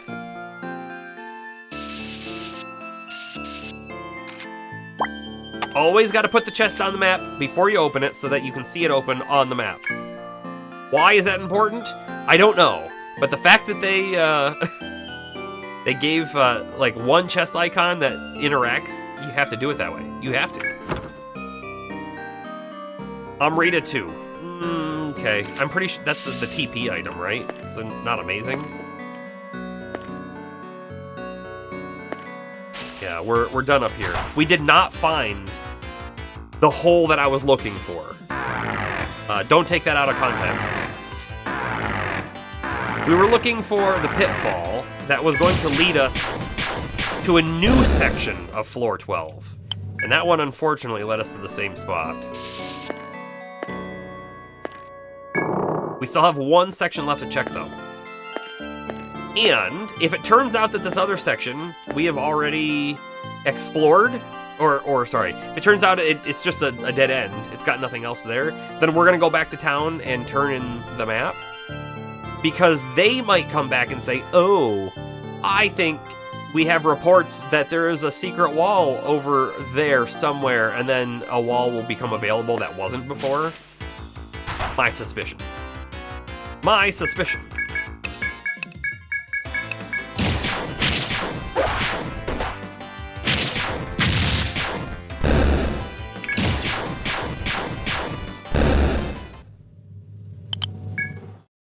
How's our inventory looking? 42? Okay. We're not even close to really being full, but that's alright. Goodbye, turtle. If this turns out to be a dead end, like right here, and there's nothing else to explore, maybe we turn around and fight that turtle to get, I don't know, just a little bit of XP on whoever can live. Presumably someone will live, right? Dead end. Oh, this could be. We're definitely looking for another pitfall. Not it. Yeah, I'm going back to my previous suspicion of we have to find specifically so much of the map, and then the Radha will tell us something and it unlocks the next floor somehow.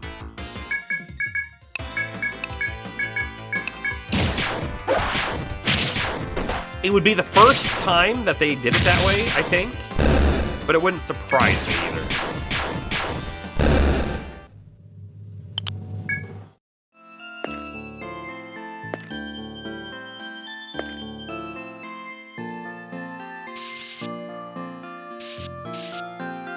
I do believe I see a door.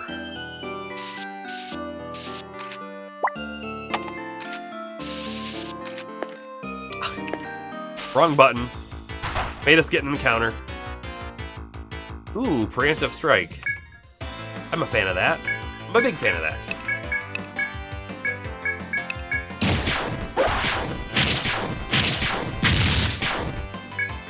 Somehow we didn't kill it.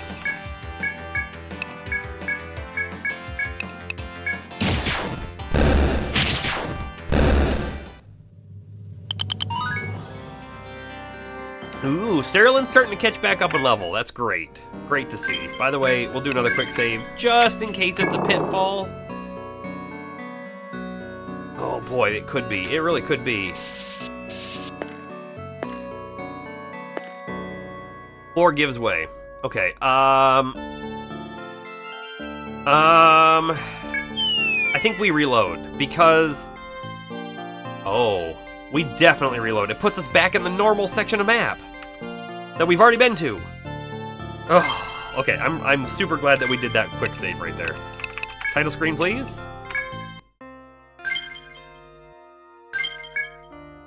All right. We'll still walk through it like we've been in there. And by the way, look at the floor. Let's actually walk up to it. It's kind of a dark purple. I bet you they may all have been like that. A little bit of a sign, if you will, that we could have learned. I learned it now, but maybe they were all like that. Looks like we're in another big hall of doors.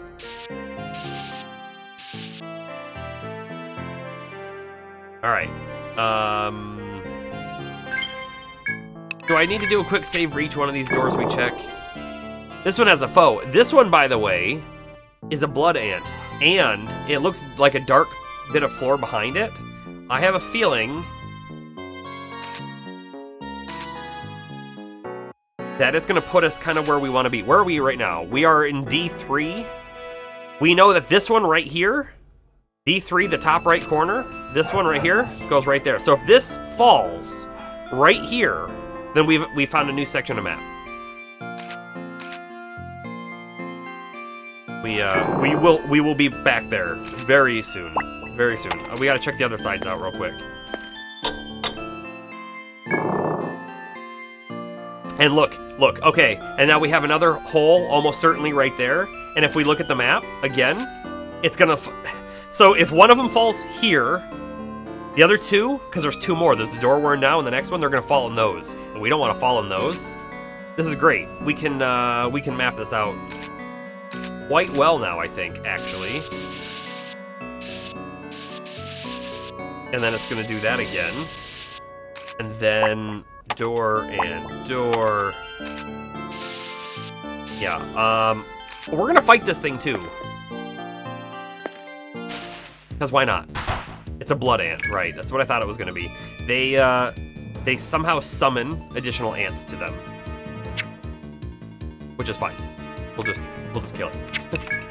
Ooh, not arm heal. Oof. I was always used to cleaver being on top, so that's a little different now.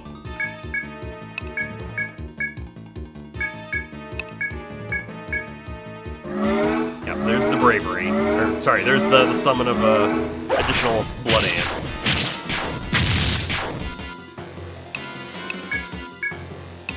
In fact, let's do a tornado, because why not?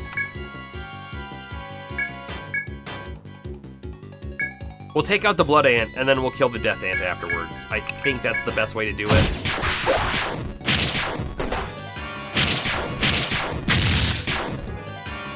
Because I'm not super concerned, I think, about the other guys. We kill them all the time. We'll have you two attack there, and then everyone else can attack the middle one. Sure, that works too.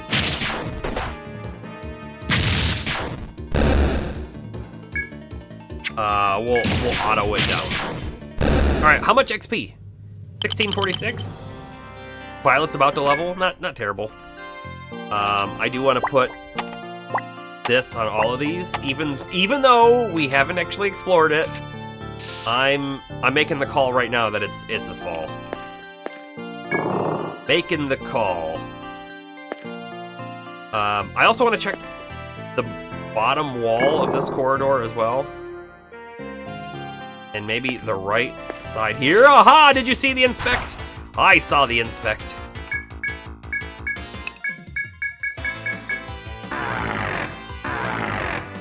Once we kill these guys, we're gonna find a shortcut.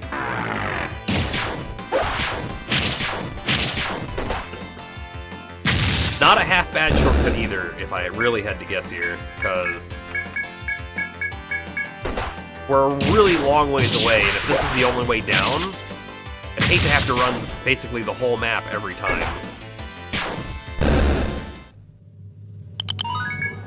Okay, there's our violet level. Alright, we're gonna just claim we've been all there.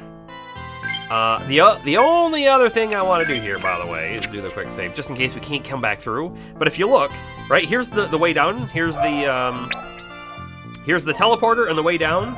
If we can just easily, like, walk up here and come over here, we've just eliminated half the map. Alright, and then we turn around. Perfect. Wonderful. That's what we like to see. I could have swore we checked this whole side of the thing. Maybe it didn't tell us it was a spot. Oh, by the way, yeah, we need to check the bottom wall here.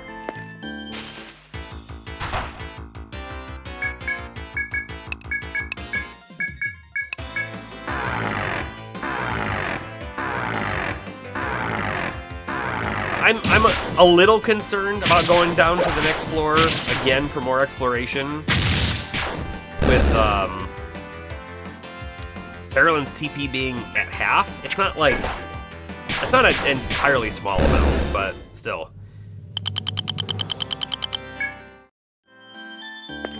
It was a poll for, is this a pitfall too? Nice. Alright, yep, nothing there.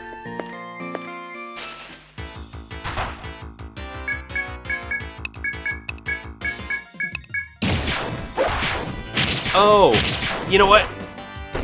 The frog's not gonna die, because I'm supposed to do that with the worms, not the frogs. Violet and Palmer are supposed to take the frog out. That's okay though. It's not a big deal. Not a big deal at all. Got 2 more level ups. Let's go ahead and heal up. Healing touch. And let's do our skill ups. Got one on Violet. We're saying Tornado.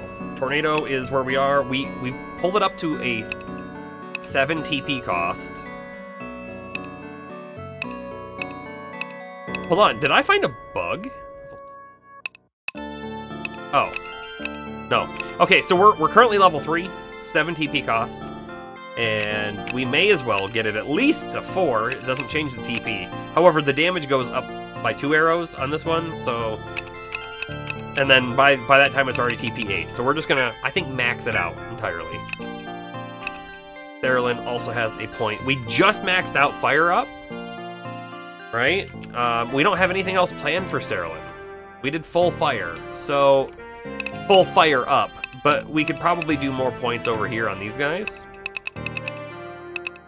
We could always start putting points in and getting other elements under our belt, but I feel like that would push us a little too thin. Scavenge, I think, is also a really potentially good item drop rate ability, but I'm not feeling it exactly for Cerulean.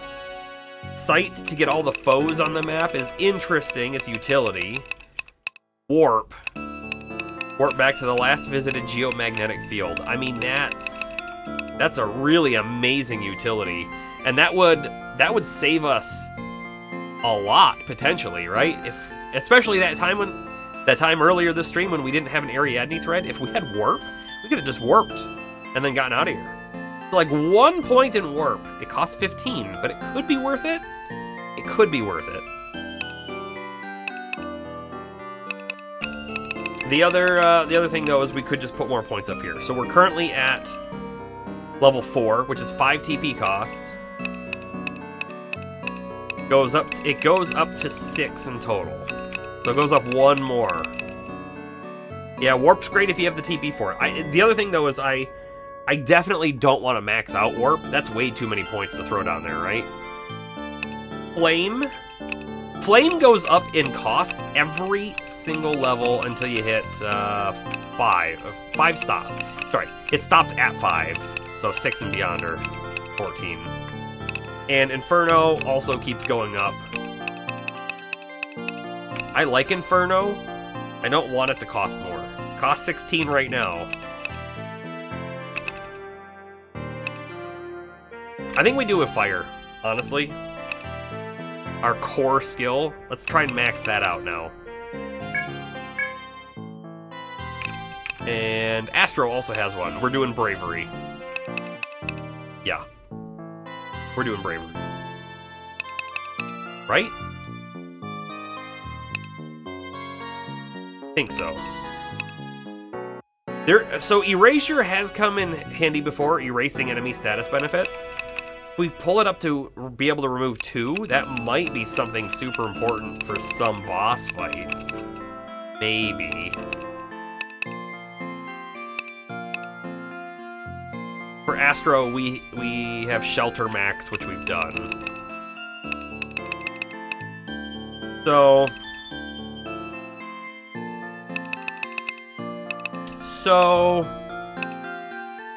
let's do Bravery. We use Bravery a lot, so I think it's worth it. It feels worth it. Let's go ahead and say Bravery up to max now. That's our next goal. All right, we're good to move on. We have another Blood Ant, it looks like, to fight, which I'm not worried about in the slightest.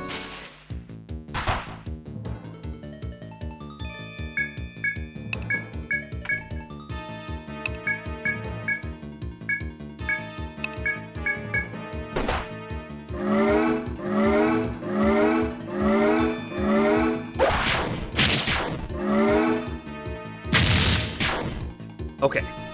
It didn't call reinforcements at all. How about that? Go ahead and cleaver.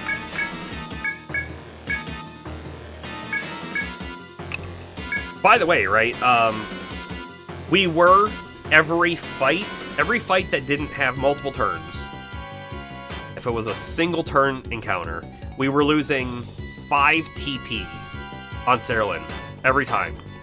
Now we're going to be losing 6, so 1 more. So her sustainability is certainly going down a little bit by increasing her damage. It's an important call out. We have the option of not attacking with her and just doing like a normal base attack. And if we do that, then she will start regaining some between every encounter, right? Right, she just got 4 back for doing essentially nothing.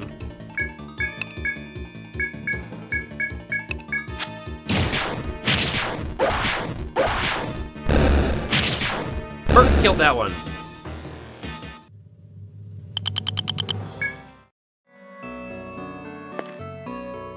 Floor gives way. Okay. This is a good quick save spot as well, because we need to test this wall to see if we can open it up as a bi-directional shortcut, right? Continue onward, yes. Okay, we have. It has become bi-directional. Wonderful. So we never found the other fall up here. Found the one down here.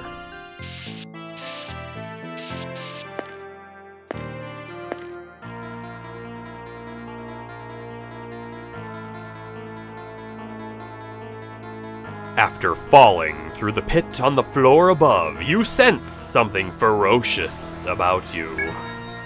The prints in the mud and bite marks on the trees indicate that this floor is an ant's nest. Warning. Exercise great caution as you venture forth. It's likely that many ants will appear to stymie your passage through this floor. And then the ominous music's on. Kind of funny. Kind of funny how that works out. Alright, so what are we expecting? Blood ants? Like the foe that we just fought a few of? I'm not worried about the ants. The ants aren't scary to me at all. Right? The ants are kinda meh. We take them out. There's a door. Kind of cool.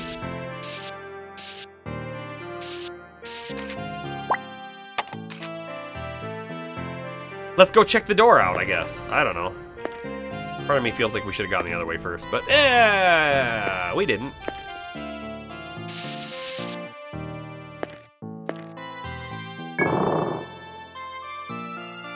That's a blood ant. Oh! Hold up, it might not be. We haven't done foes on floor 12 yet. We haven't done foes on floor 12 yet. So let's keep that in mind. But this is a chest room. And it's hard to tell, but I think there's a passage over there. I think that's a passage.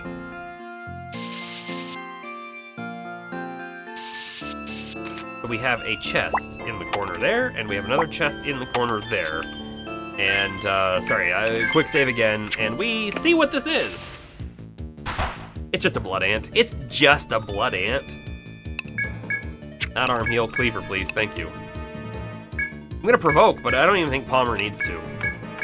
I don't think so.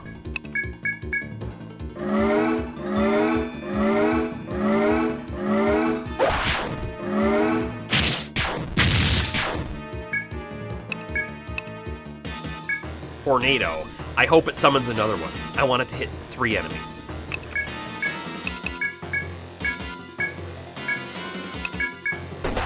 It didn't. It didn't, of course not. Why would it?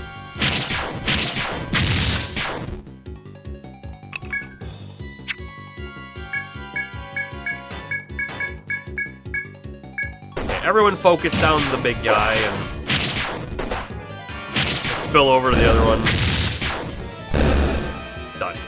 Dunzo!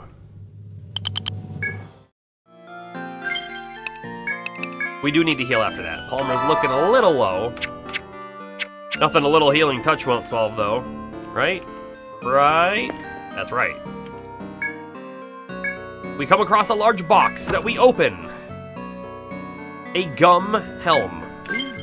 Ooh, we got a new piece of equipment. I think we've looked at this before, right? It's, we can't wear it on this character. How about on this one? We can.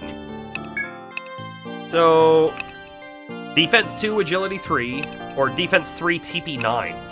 I think the Agility is better to potentially go sooner in combat.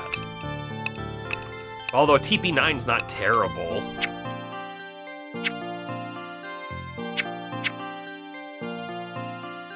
You're waiting for when the box has an enemy in it. I think I'm waiting for when the box is the enemy, aka Mimic. A Bravant! That is an item that we never use. Checking walls. Okay. The guard ants have appeared, which are also not great. Ice would be amazing on these ants, by the way. It would be great. I don't even think we need to heal, or to provoke. I don't think so. I think we're just good. Just attack. We will bravery them.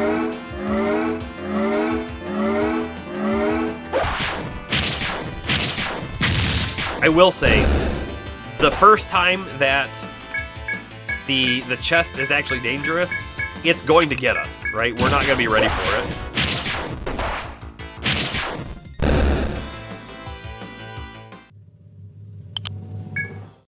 Okay, so nothing to explore on the walls. I was also right, by the way, that there was a passageway up here. I couldn't see the door, but I saw this pillar, and it kind of looked like it was possibly a door. This also, I think, looks like it's going to be a little dead end. So maybe a quick save? I don't know. What if we fall down another floor? That could be scary. Although there's nothing here. Why do they do that? Why do they make doors that lead to nothing? It's 11 a.m. What if we come during a different time of day? Maybe it's a gathering point? Maybe there's a quest that leads us over there? I don't know.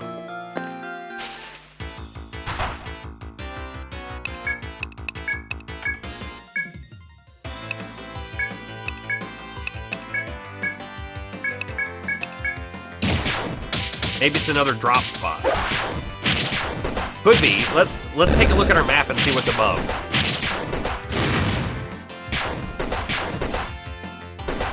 Jeez. All the damage. Alright, they're looking fairly low. We'll just focus the one, though, and see what happens. It's lined up with the other? Was it?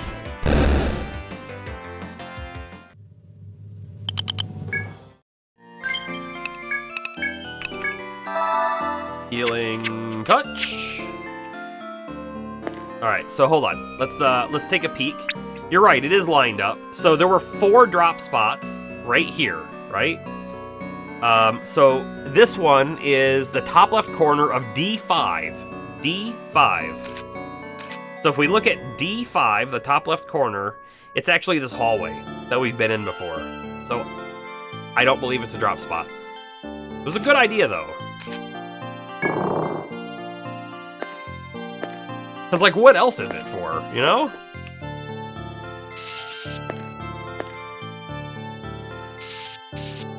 Another F.O.E. Does that move?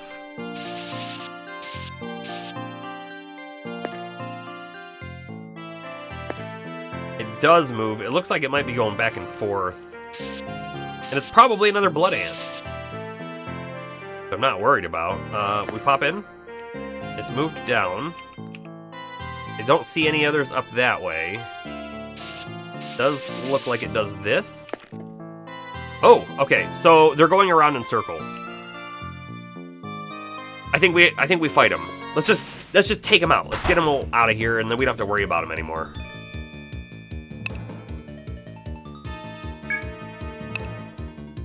I am slightly concerned about TP levels, so like I'm not gonna use Cleaver, not right now. slightly concerned. I will do provoke. We're actually gonna build a little TP on this guy.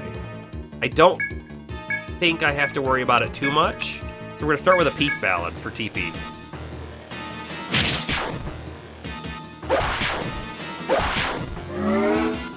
You found a true way in which the world is flat. It's in the Discord and it's a pun. Okay. As long as we're not trying to say the world is actually flat, we're good.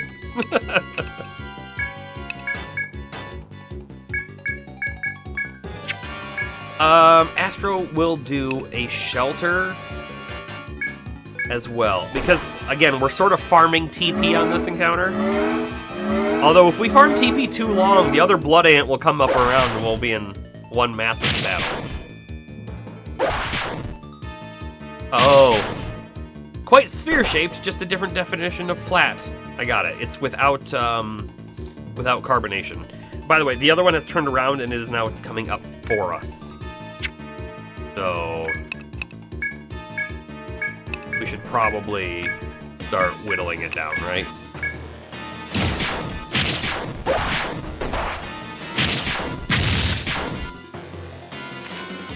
Palmer's got 2 on provoke left. I'm gonna do an Inferno. Sure. The speed down. Oh no. The double speed down.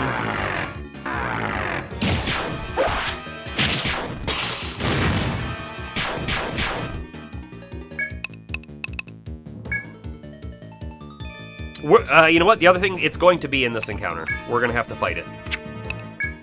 We'll just keep our provoke up and be good to go.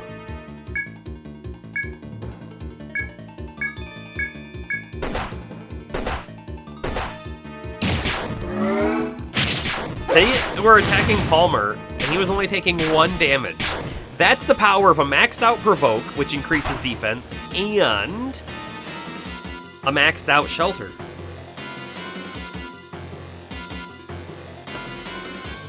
By the way, Bomber, it is a little tough, we'll say that, but let's remember that I wasn't going all out on it. I was actually trying to farm some TP off of it. We're still gonna farm a little TP off of it.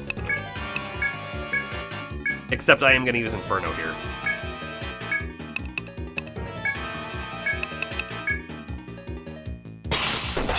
It's not a wink. What was happening?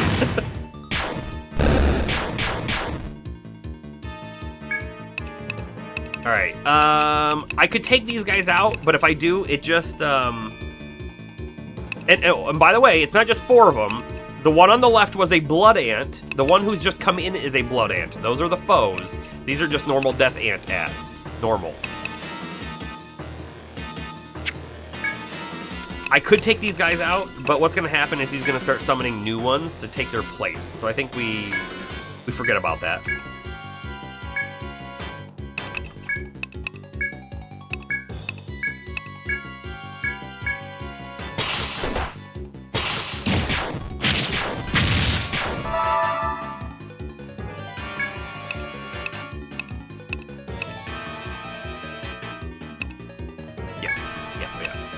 But we'll do it this way. If I did one more Inferno, they'd all go down. Then we lose out on the TP.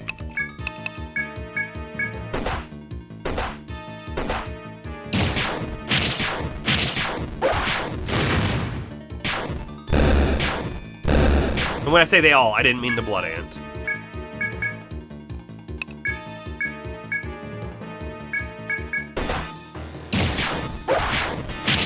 I wonder if it can summon more reinforcements, or if they have a maximum of 2. And because it was already 2... Oh! Oh! There's another one! There's another one! I don't think I want to kill it. Yeah, here's the thing. I don't think I want to kill it. I think everyone's going to defend. Because at this very moment, we have our Peace Ballad and our Shelter up. And Palmer can get another provoke up, and then we don't have to worry about buffing. Yeah. You're gonna defend. You will provoke Palmer. Just defend. Merc will cure, though.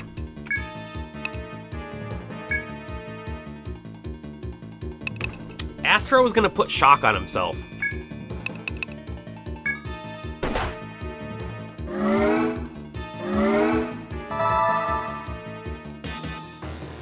I wonder if there's another Blood Ant, right? Because if this is a big square, there could have been 4 of them going around. It makes sense. One on each side at all times. Either way, this thing's dead now. We don't have to worry about it too much. I'm going to farm more TP on Cerulean. I think that's totally worth it. Astro's going to do good damage to this thing, because it's not going to be resistant to shock. 145. Yeah.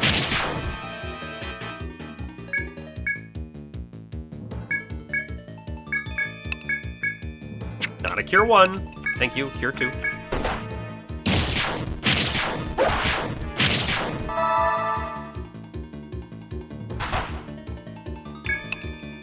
Oh, wait, that's another Blood Ant.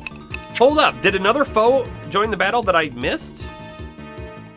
Or can a Blood Ant have a low chance of reinforcement of another Blood Ant? Okay, we've built a good chunk of, like, TP back on Violet. I think I'm gonna use a boost into a cleaver. Let's just do a parry on Palmer. He still has provoke for 2 turns, so we're good there.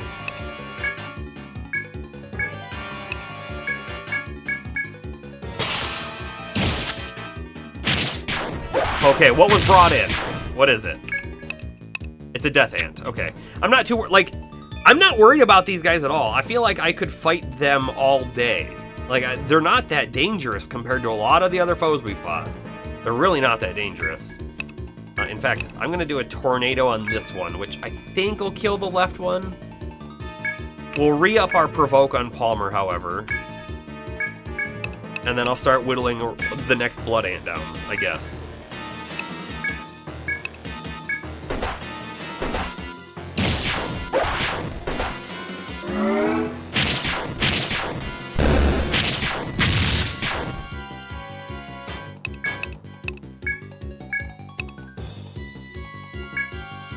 Parry. Throw another Cure 2 out.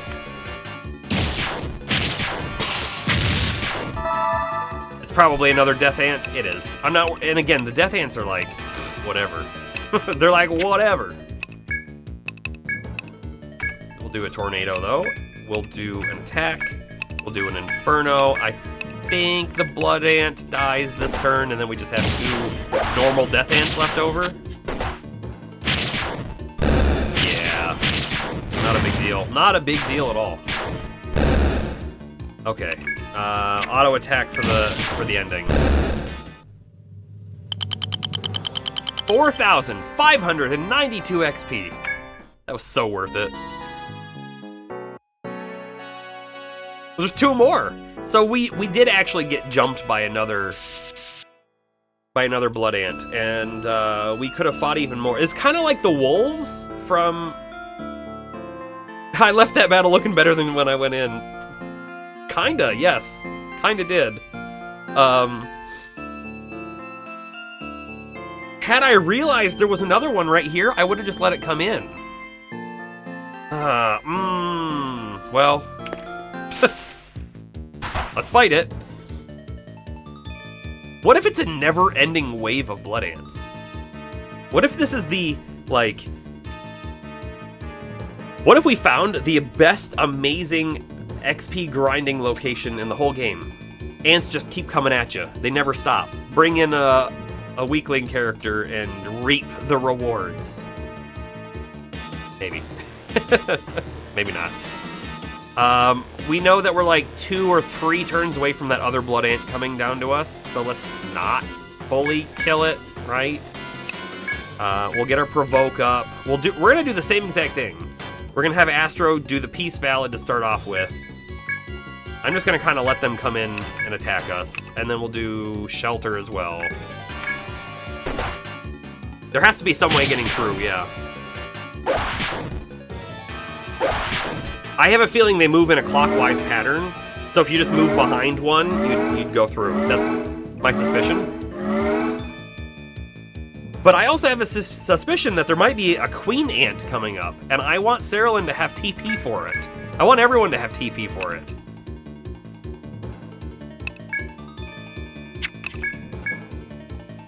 Alright, we're 2 turns from the next blood ant coming in.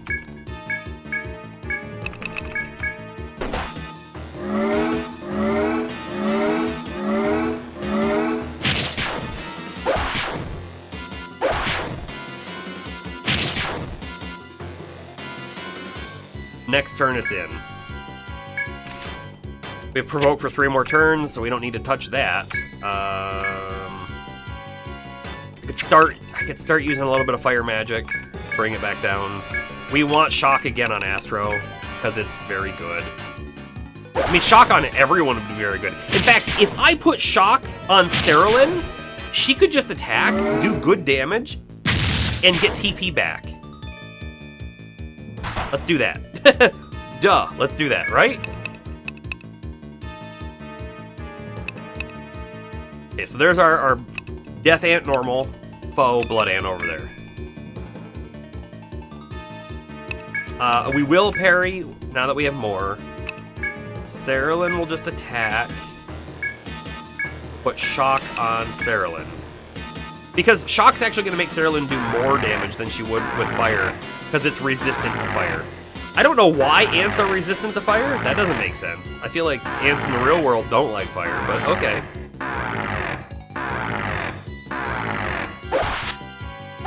Of course, she attacked before Astro did his thing.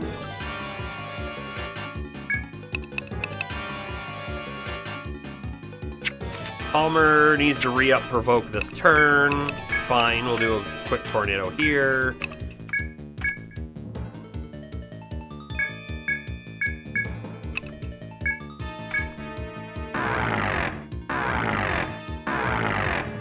The speed down.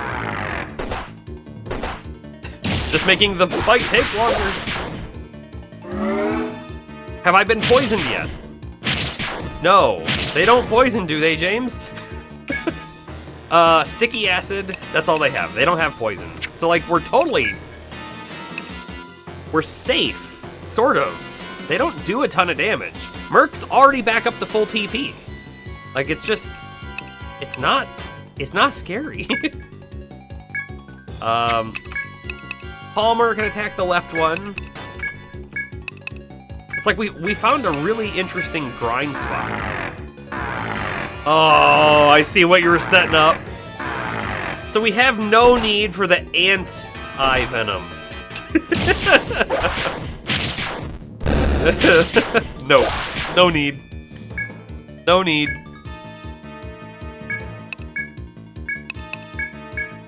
Oh, wait. I do want Merc to do a cure on Palmer, though.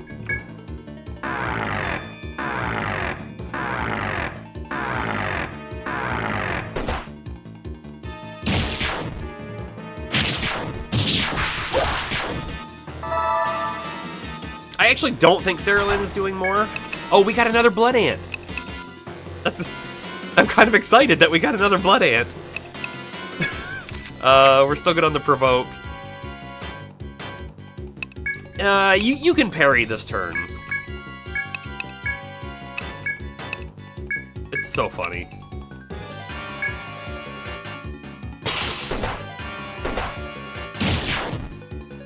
Okay, so that one's now done for... How many more will there be? Also, I'm not exactly watching the map, so when they're showing up, I'm not prepared, but we would have seen them. We would have at least seen them right here. I feel like foes only show up on tiles that you've actually walked on. Otherwise, they're invisible until they hit here, even if you would really be able to see it if you were out of the fight.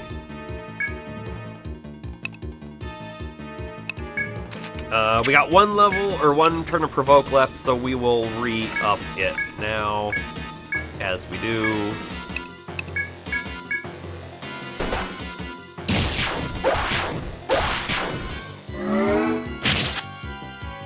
And good, another Death Ant, not a Blood Ant.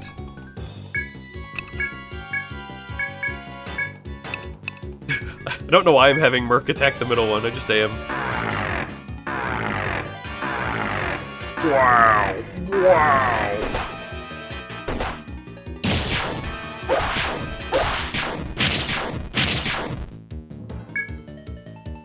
I think if I did a tornado right here, we might kill it. But we'll just attack it normally. Not too worried about it. Cerulean's almost at max TP. I can't believe it. Look how our strategy has actually turned out here. And then when we leave combat, Merc will just 1 TP heal everyone to full life. Which is like amazing, right? Oh! Hold up. Look at the map. There are 2 more blood ants on the map. 2. So either they're infinitely respawning or the map is gigantic and we're pulling them all over to us. I'm at the point now where I think we don't try to farm them more. Because, like, look at this. This one's aggroed onto us, but this one's not. It almost makes me feel like this one is just spawned. You know? Let's just kill it.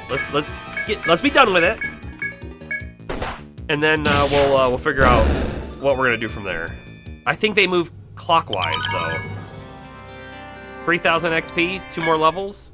I'm for it. Look at that. It's almost like we rested in town. Almost. We'll do a quick save here. This is an alright spot for a quick save. Actually, we'll do another one after we spend our skill points. We have Merc, who's doing 1 more level of Cure 2 to get into Salve. Perfect. And then we have Palmer, who's going to do 1 more level of Aegis. Make him unkillable, I guess. We don't have actually any options here. I either move forward and we have to fight this battle, or I move backwards and the thing moves into us. You know what I mean? Hey Darth, how are we doing? Thanks for the raid. How was Pokemon? I suspect. I'm gonna just move back 1. We were gonna have to fight it anyways. It is a blood ant. Let's try and kill it quickly. I don't know if we can, but we're gonna try. Should I use our boost? Nah, I won't use the boost. I won't do that. I don't think we do the Peace Ballad here. I think we just go directly into Shock on Astro for the extra damage. Goofing off in Violet. Nice, nice. Now you've completed the epilogue, right? Like that's all said and done now.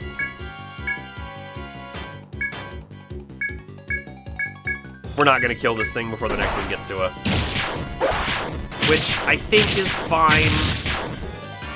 Not a big deal. It does mean, however, that Palmer's not gonna provoke.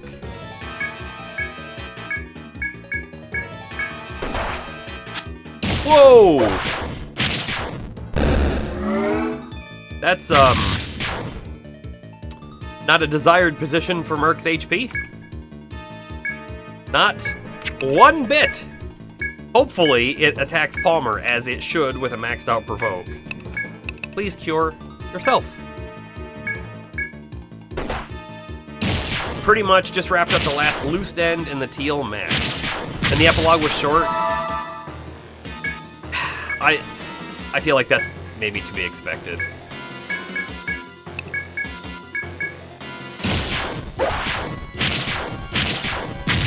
We're fighting every ant on the whole map. Okay, we've actually almost got them down here.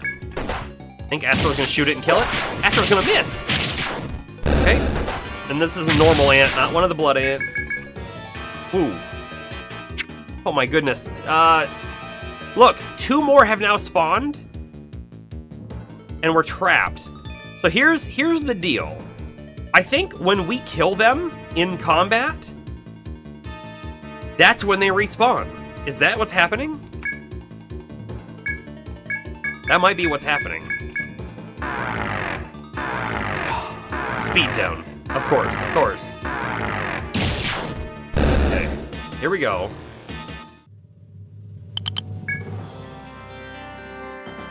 Full inventory. Steel bone. I guess we dropped the steel bone. What's that worth? Steel bone. 51. I don't think we have anything less expensive. Bone shard, gum throat. I don't know what the bone shard's worth. I think that one's new. Gum throat is 53. All right. Well, let's just get rid of the bone shard or steel bone. We have tons of steel bones. Let's see what happens. Fantastic, but now we're stuck. We can't move.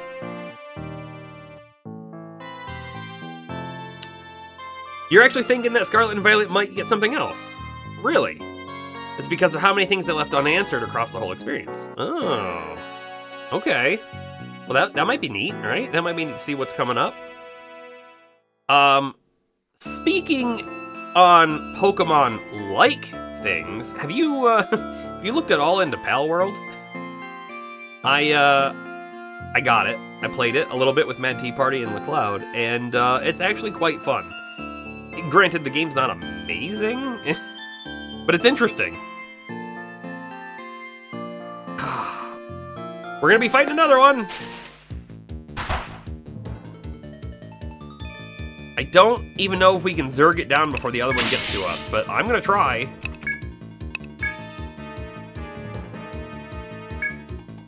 I'm gonna try. I feel like using Astro to put shock on himself is still worth it, right? And then if we use flame instead of fire, it should do more damage. Astro could technically put shock on Merc instead, but I like it being on Astro better. When you first saw the game, Pal World, you decided to opt out. You don't like the modern armaments in a fantasy setting? I wouldn't call it... I don't think I'd call it fantasy. The stone thing. Alright. We're gonna get the other ant, and it's just what's gonna have to happen. Unfortunately here. Ooh, big hit on Astro.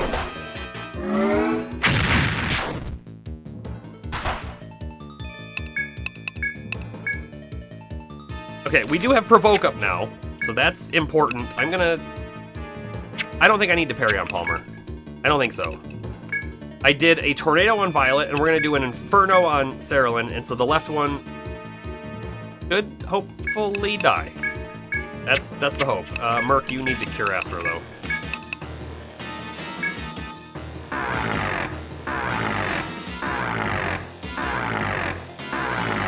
Yeah, the thing with Pal World, though, is it's supposed to be, like, more current world time, not ancient, not medieval. What do we got? We got, two things that are almost dead. Maybe we let Inferno take them out instead of Tornado. Palmer can parry. Do another Inferno. Merc, you're gonna cure. Astro, you're gonna attack the right one. Well, at least we got a parry off. One dead, one dead. Next one is gonna be dead real soon.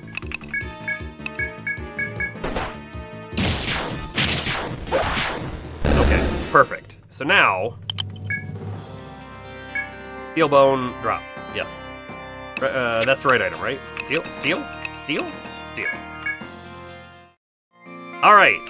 There are now no ants around us. Have we seen the last of the ants? I don't know. I don't know. Look, they just respawned. They just respawned. Okay. So we almost certainly have to go the clockwise pattern, which is what I was saying. We'll just follow right behind it.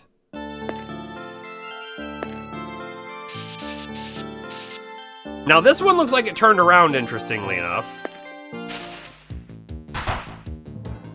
And so did that one. We should be able to kill this, though, before that other one comes back, I think. Wow, what an interesting spot. We were going from Wow, this is like an awesome spot. We're killing these things over and over again and farming so much XP too. And now I just want to get past them.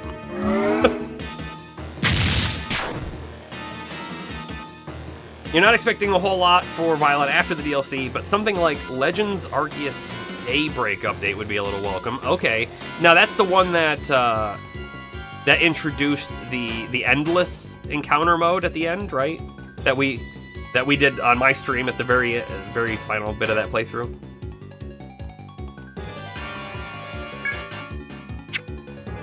I have like 1, 2, 3, 4, 5, 6-ish turns to do this. I think we're good. I think we'll be able to make it.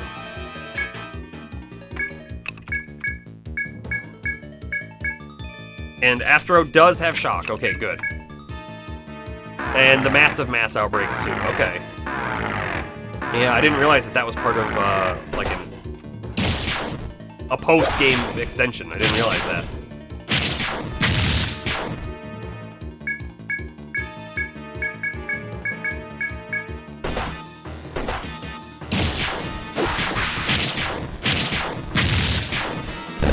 All right, the Blood Ant is down, and by the way, has respawned already. They're pretty relentless with that, aren't they? So we are still out ahead from where we were before, if that makes sense. We have to go up. We have to go the up path, not the down path. Oh man. Well, what do we think? This is probably another Blood Ant. We have to check it, right?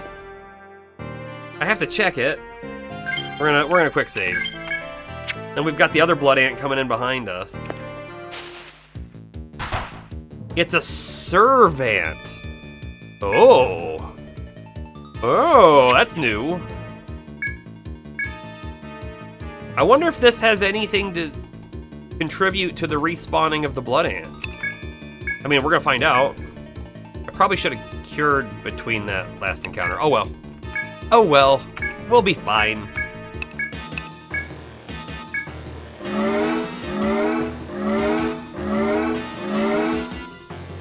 You thought your puns were bad.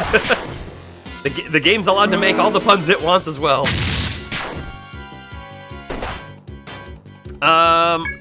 Oh boy, this thing has a lot of life. Astro is gonna do a Bravery and a Peace Ballad. Shoot, Palmer's gonna lose Shelter.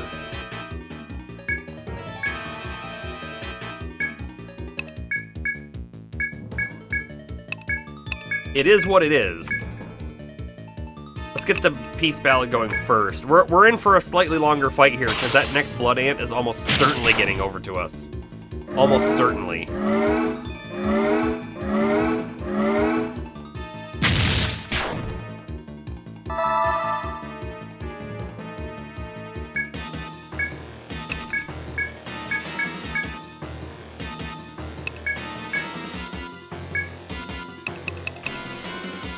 And then, if we want to put Shock on Astro, he's gonna lose Shelter as well.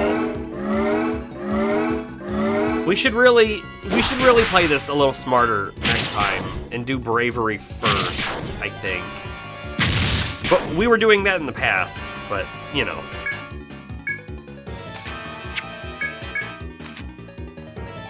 I really wish that our guys could have more than 3 buffs on them at a time. That'd be fantastic.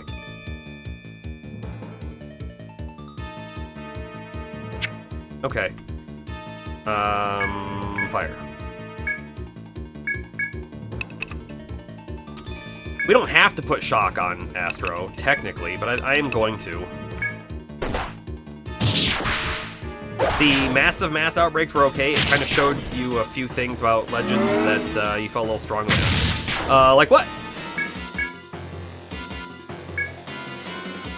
This is the turn we need to re-up Provo.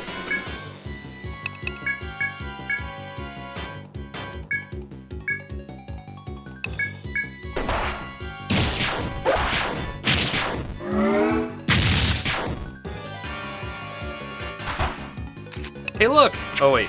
Hey, look! It's a blood ant! Who knew that was coming? Everyone. Everyone knew.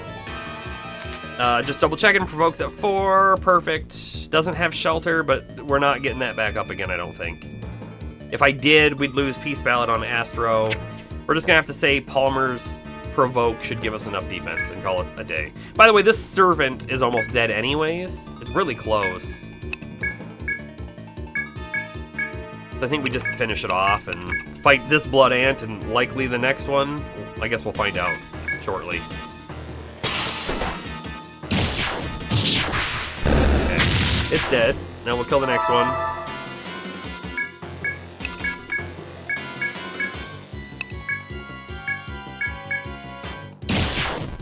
Oh, did we get the next one already, or is that a normal ant? Keep pushing the wrong button there. It is a normal ant. How come I can't see the other blood ant down here now? It's gone from our map. I don't know what to think about that.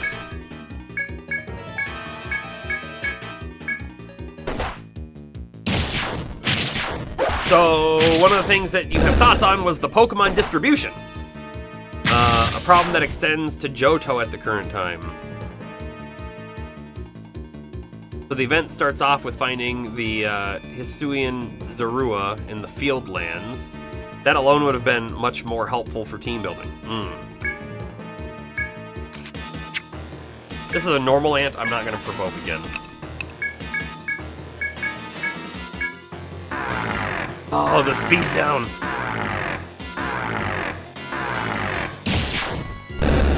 Good hit, Astro.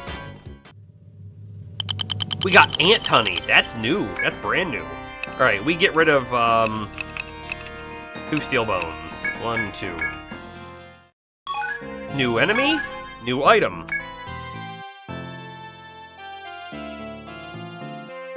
Yup, I do.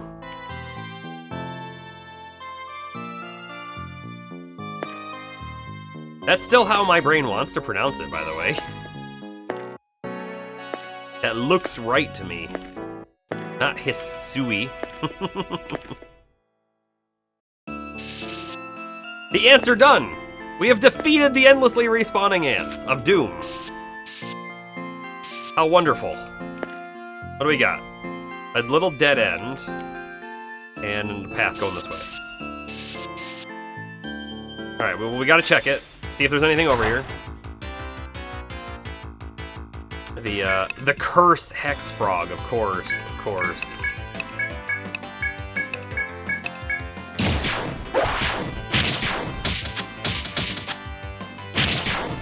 Nasty curse, nasty curse. Will it happen again in the next room? The endlessly respawning ants? I don't know. I sure hope not, for our sanity's sake. Just auto attack. We got this. The worms are so weak because they're weak to physical damage. So I think we had another option here. Let me talk about this other option real quick.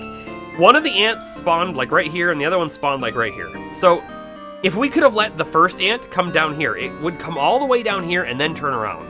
If we let it go all the way down here, and then we were up here at the time and attacked the top ant, we could have killed the top ant before the second ant was able to get us, and then we would have been free. Killing the servant, on the other hand, of course, fixes the whole problem, which is also great. Should I check the top wall for all of these? Too late. Too late! Alright, we got a long path. We got a door. We got a dead end. We checked the dead end. Nothing there.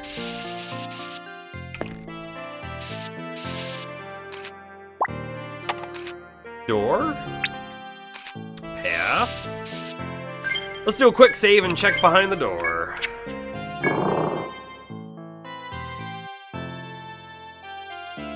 Here are those additional blood ants you were talking about, Bomber.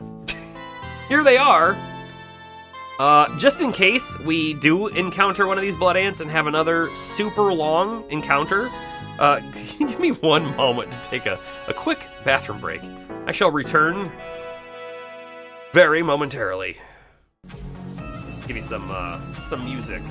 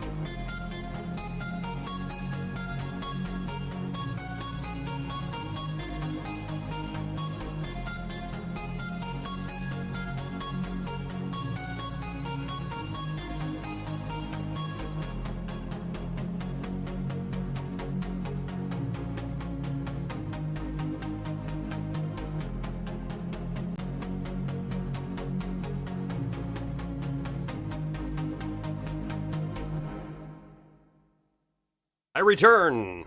I return! Alright. Let's figure out our way through this ant-infested ant hill. Here we go. We're back over.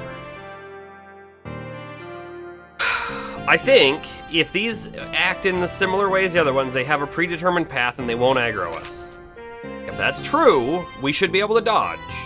So let's try and do a little bit of mapping what we know, right? So we got a wall over here that extends out a ways. What do we think? 1, 2, 3 spaces in the front. 1, 2, 3 spaces. That makes sense. And then we have a spot right there. And it looks like it does this because it looks like we can see that. And that's what we know. So it didn't follow us. Now we have one in front. What does it do? What does it do? It's not aggroed. Uh-oh. They've pincered us. They've pincered us. Let's make sure we're at a good HP level. Because I have a feeling we have an attack going on right here. And I don't love where the attack's gonna happen, because I hope they don't spawn right here. That was our problem last time. We were in their spawn territory. Another one way up there. Did you see that? The one on the bottom turned around. We had an opportunity to move back down. We didn't get it though. Alright, this is definitely a blood ant. So, almost certainly the one that was up here is going to be coming down to join, and this one's going to be coming over to join. We just got to do it. Provoke. Fire. Nothing. We're gonna start off, though, with,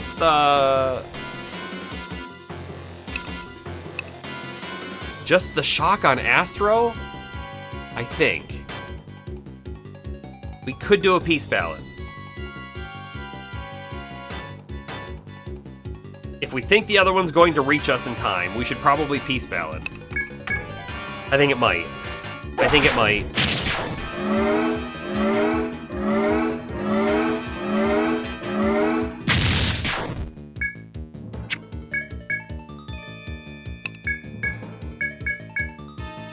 The best thing about getting 8 TP back per turn is Cerulean can cast fire every turn and still get TP back. Right? That's pretty great. Alright, so we got a peace ballot on. We're going to do a shock on Astro. We might do a shelter if we are taking a ton of damage later, but I think we'll be fine with Palmer tanking. I think we'll be good.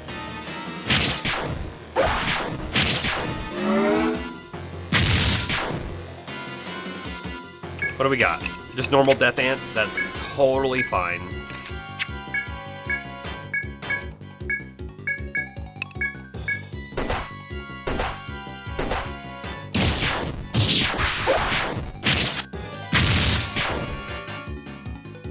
Yep, that next ant's gonna hit us before we can end. So that's fine. It's totally fine. We're good.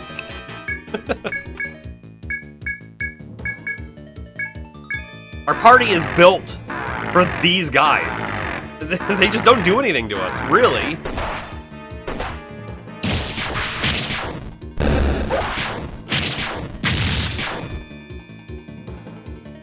Okay, the other blood ant has joined the fray.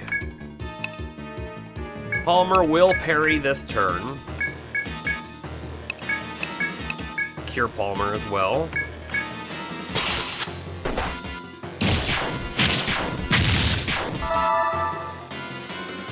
Okay. There's one more ant coming. Oh, fantastic. So many ants in the ant-infested anthill. If only we would have known that there could have been so many ants in the ant-infested anthill before we got there. So stupid. Oh, Palmer's Provoke is down. That's dangerous. That's really dangerous. And Cerulean's got an Inferno. Gotta is a strong word. Because we're not going to. I'm going to at least wait one more turn. These get Provoke up before they all attack. We'll see. We're about to have 5 ants, though.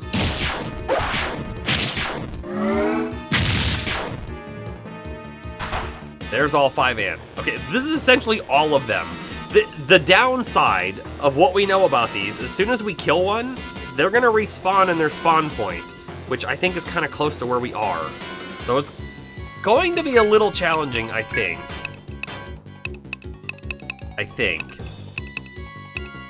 If we attack with Tornado here, we'll hit 2 blood ants. Even though it's not the one we were going for before, I think it's worth it. We will still parry on the Palmer. Now we do the Inferno, and in fact, let's do a boosted Inferno. Do some big damage across the board. Astro will still attack the leftmost one.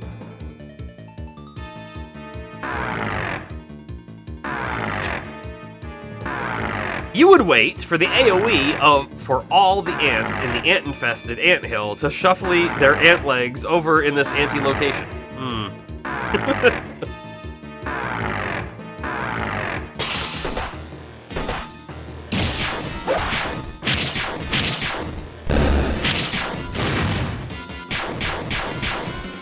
Okay, that was good. This one's almost dead. Perfect. That's great. We still got Provoke up. Yeah, we're still good there. So we're going to attack. I'm gonna try and take down. Fire will kill this one, and then we'll have everyone attack the other blood ant there.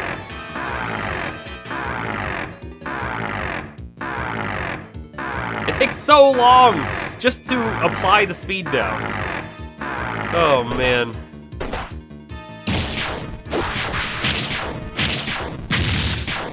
Okay, blood ant dead. We'll have to see how long it takes for it to show back up again. Parry this turn. Cure 2 Palmer, please. Okay. Wow, wow. I guess at least they're not doing damage?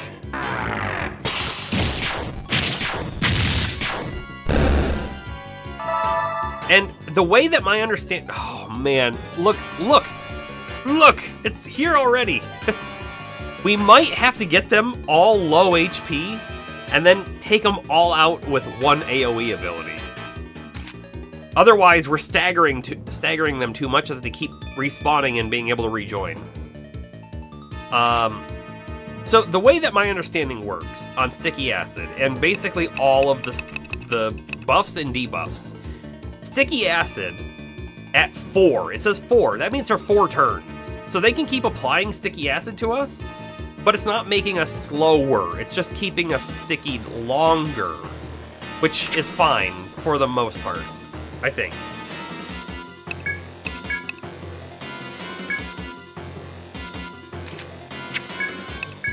We're definitely getting another ant back on us this turn. I don't think we're getting away from that.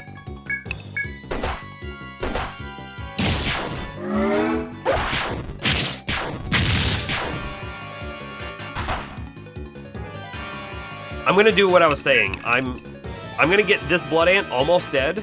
Almost dead. And then we'll switch to the other one and get it almost dead. I don't want to cure yet. Not yet.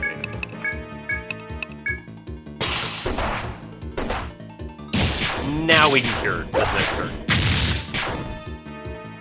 Alright, okay, it's super almost dead. Perfect. That's what we wanted to see. Attack that one, please. Parry, please. Cure 2, please. Attack that one, please.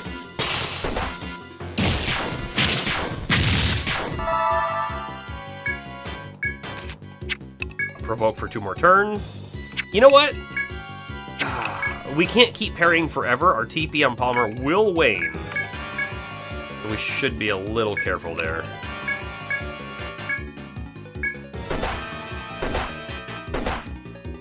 Although maybe we should have parried. Holy cow. Oh, look. Another ant has joined the fray.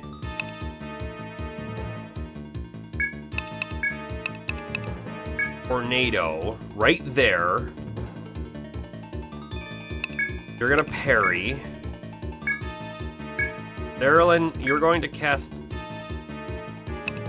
fire on this one. Merc is going to cure Palmer, and Astro's gonna attack the left one. And I hope the left one doesn't die. It's gonna be real close.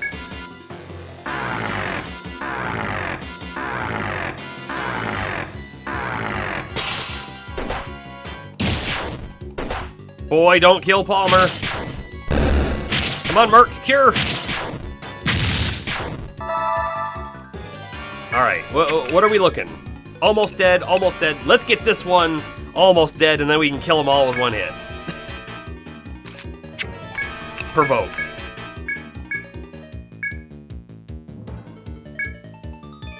I'm gonna throw a normal cure on Palmer.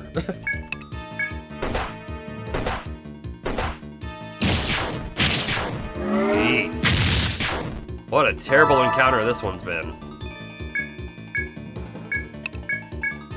So normally, right, the reason why when we were fighting the blood ants over and over and over again that they weren't really a problem for us before was because I kept killing the blood ants. Now I'm leaving the blood ants alive with almost no HP, and the blood ants do a lot more damage than the normal ants do. So now that there's 3 of them up, they're hitting and just doing a lot more damage every turn.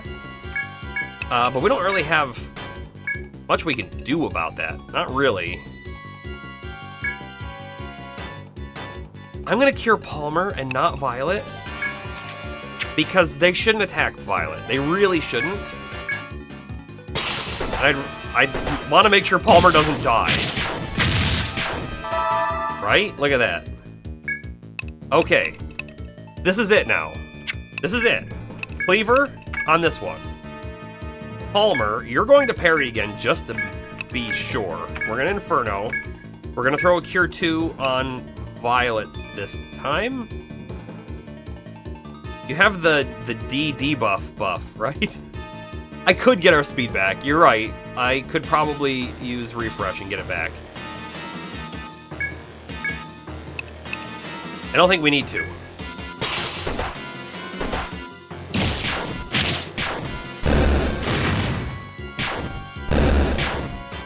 Okay. I mean, maybe we should have, but my fear is that they were... What would they just do? Just totally slow us again immediately after, right? That's my fear. Okay. Healing Touch everyone up. Alright, we're good to move. What we don't know is we don't know when stuff is going to start respawning. It's going to be like 1 or 2 steps. One probably spawns here and one probably spawns here, so I'm going to move up. Do you think that's the Servant? It might be. Okay, that one's moving. These ones are moving. This guy's not moving. It's probably the Servant. Which, if it is, then we can kill it and get rid of all the other ones. Or, I could go down this path right now and just totally avoid it and move on. But I think we should just fight it. Man, Palmer's TP is down to 12, though. That's a little scary. Hold up. Is there not a path over there? Maybe there... Oh, that kind of looks like there might be a door right over there. Quick save. This is a good quick save moment. Servant. Okay, this is what we thought. Let's boost into the cleaver. Palmer will provoke. Saralyn will flame. Merc will do nothing. Astro will start off with a shelter or let's do a bravery. Let's try to get this thing killed before the other ants get to us. Is it even possible? I don't know.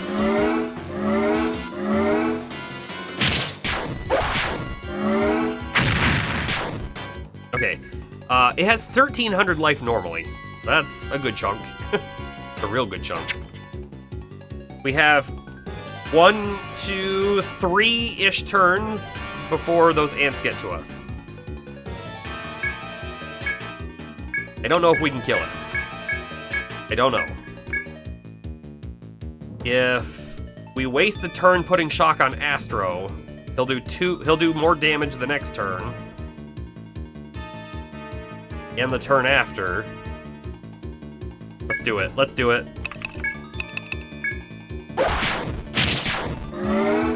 So we've got Bravery up, and now Shock on Astro.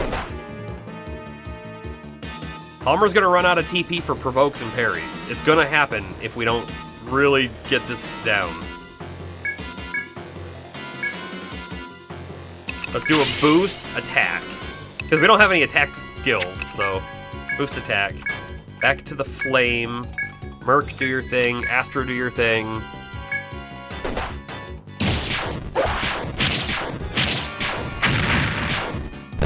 Oh, we got it. We got it. Okay. Will all the other ones disappear, or will they still be there? I don't really know. They're all gone. Okay. Whew.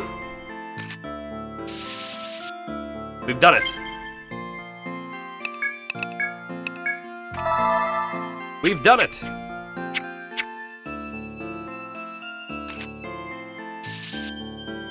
And by the way, it does look like there's another path right there, too. Definitely a path there. I don't think there's a path right there anymore. That looks like nothing, especially because we're on the edge of the map, which I guess I should have thought about. Yeah, please, no more ants. We are still in the ant hill, though, so... Bet you there's gonna be more ants. How about a secret passage right here? Nope. One could dream. Oh, that's the wrong button. Dang, not a secret path there either.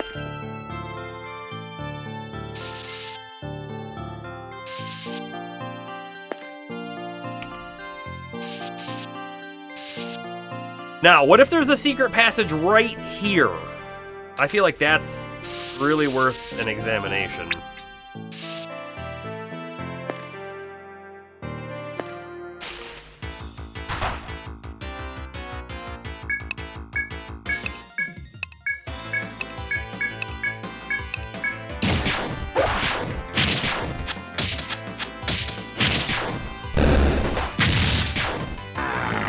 Palmer has no way of getting TP back without Astro's ability. I mean, it means we could... This is such a weird thing to do, right? But if we feel like this guy isn't a threat, right? Let's say he's not a threat. We could do Peace Ballad on Astro and just have everyone defend over and over and over again, and we would gain TP back. I would, of course, get rid of Curse, by the way, of course. But you know what? I don't even think we need to do that. I think we'll just kill it. But the next group of ants we don't have enough TP for on Palmer anymore. It's true.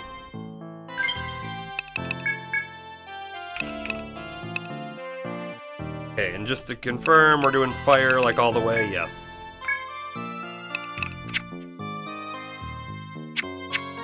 Please be a secret path. No path.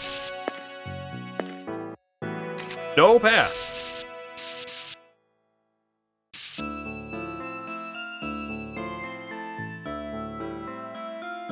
Yeah, hopefully there's a way back soon. Yeah, we're losing out on money, for sure. All right, let's check here. Here. Here. Oh man.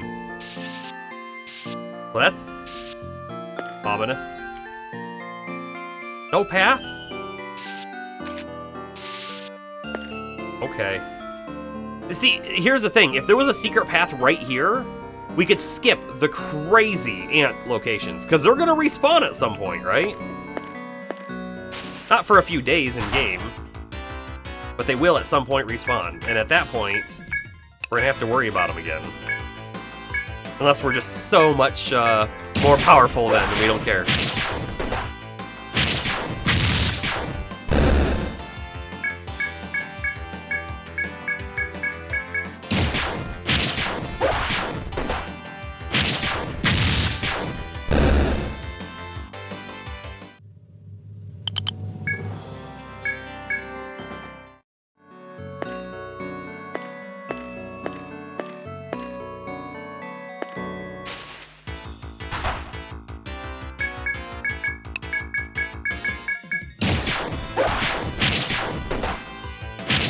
Here's the thing though, right? If we had come down here with an ice user, if Cerulean was an ice magic user, or if we had decided to make and train up an ice Ronin, all of these fights would be even easier. They're not that difficult right now, they're just overwhelming, which I guess is kind of how ants are anyways, right? But they wouldn't even be able to overwhelm us because the ice would kill them so much faster, because they're actually weak to ice. Alright, so we got a really long pathway here. And it looks like we got a thing that goes up like that.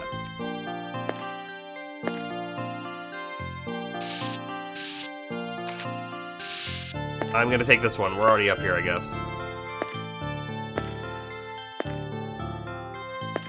Super long. This might be a path back. Maybe. And by the way, when we come back through this tunnel, I'm going to be checking the bottom for secrets.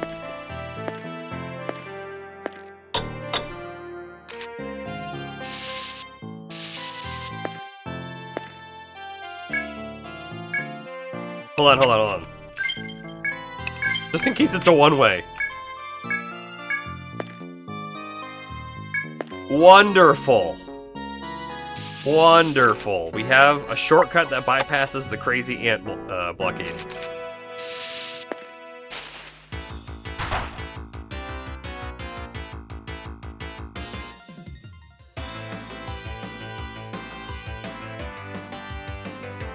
Yeah, maybe. Yeah, there's definitely going to be a big ant boss, for sure. There has to be. So we have the shortcut. We could go back to town now. But I feel like we're so deep at the moment that we may as well check out that other passageway just to see what's down there. Likely it's gonna be a staircase. Okay, Gumthroat versus Steel Bone. Steel Bone is cheaper. Goodbye. Okay, so we need to check all... Wait, what? Oh, I'm glad I took a step back. You reach a hidden area after pushing through an opening in the sea of trees. The faraway sound of a horde of insects reaches your ears. Straining your eyes to see where the noise is coming from, you see a gigantic ant. You realize with alarm that you have trespassed into the ant's forest nest. If you are to proceed, battle with the devilish ants will be inevitable. Oh. Hold on, that is a wall. Okay.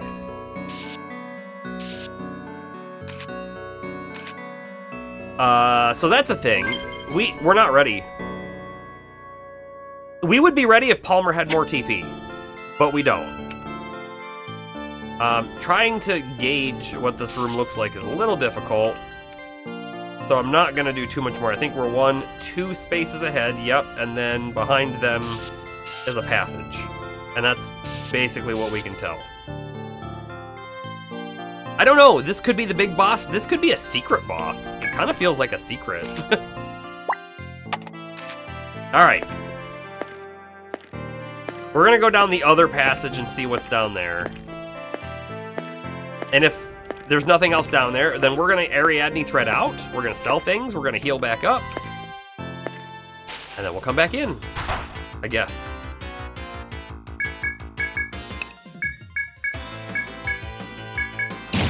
It's at least close enough now, right?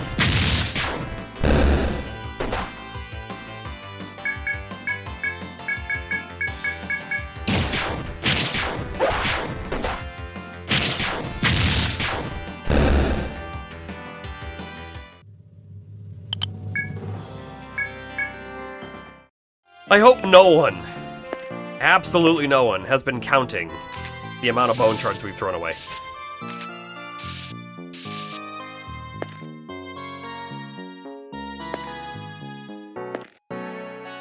Interesting. Okay, that's a wall. That's definitely a wall. It looks like it turned. We have a path here. That goes for a little bit, but this one cuts in. That one's not moving. That's gotta be the servant. Oof. I don't know if we have the required resources to handle it. This feels like we're getting out of here. Ariadne thread used. Shilica, let's sell you something. Actually, I was thinking about turning quests in, but let's sell first. I think we should be good. The Corundum, 130, that's new. Corundum, 130. We have rock coral for 80. We have ant honey for 79. We've got crab leg, 68. We have that one for sure, right? We don't have that one. You know what's so weird? We mined the crab leg. We mined it. Glass eye for 61. Elastic 55, Gumthroat 53, we have those.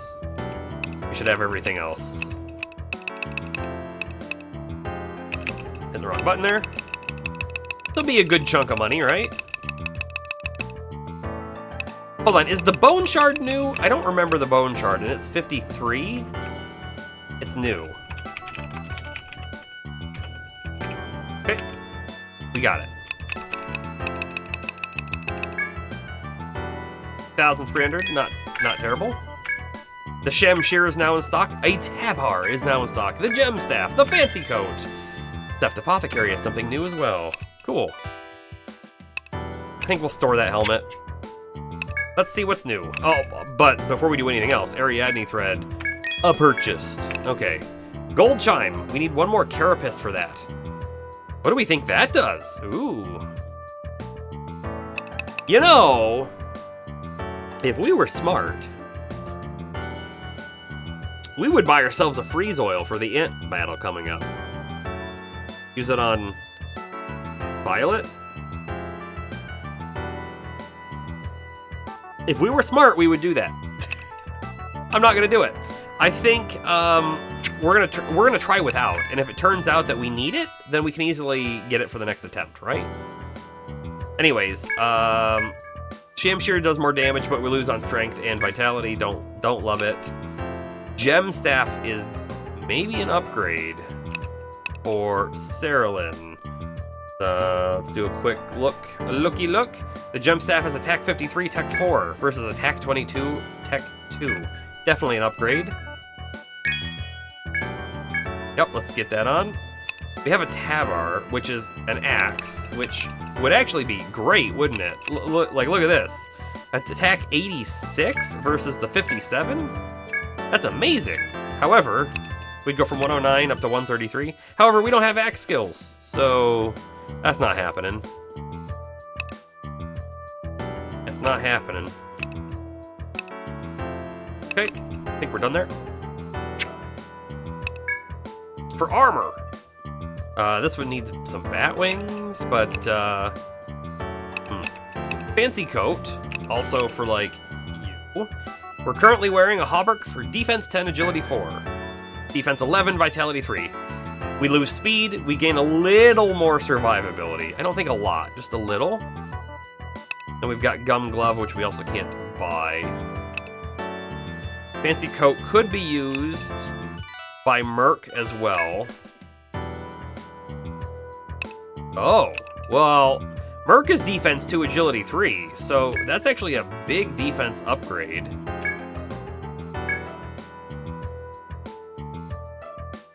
But does Merc get hit very often? For AoEs he does. I guess it would help out a lot there. But there's also the Hauberk, which I think is a better item for the agility. You know what? Merc's gonna get a Hauberk. And then Astro could also technically wear this, but Astro... No, actually Astro cannot wear this, so ignore that, I guess. Demi G, how you doing? You love seeing Etrian Odyssey streams? Get to enjoy everyone's take on the game in unique ways. Yes, this is my first time playing an Etrian Odyssey game. I mean, this is like stream 11. I think we're on stream 11 now. We're, what, 35 hours in the game or something like that? And I'm loving it. It's converted me, not converted me, it's made me a Blobber fan, the first-person dungeoning game style. I think that not immediately after this game, and we're probably going to play Etrian Odyssey 2 and 3 as well at some point, but we might try out one of the Might and Magic games as well, because they're also this similar style.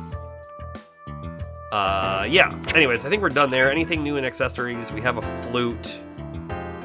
It's gonna give us a lot of TP, but we can't buy it. We need more bone shards. Okay, that's great. So we're done here. Let's go check what the apothecary unlocked. And by the way, I love the way that the equipment unlocks in this game, where you sell items, and selling items is what unlocks things. That's amazing. That's great. That's a great way to do it. I don't think many other games, or really any other games, do that. A strawberry for Amrita 2. Okay. I don't think we've ever seen a strawberry. I don't think we've ever seen a strawberry. Yeah.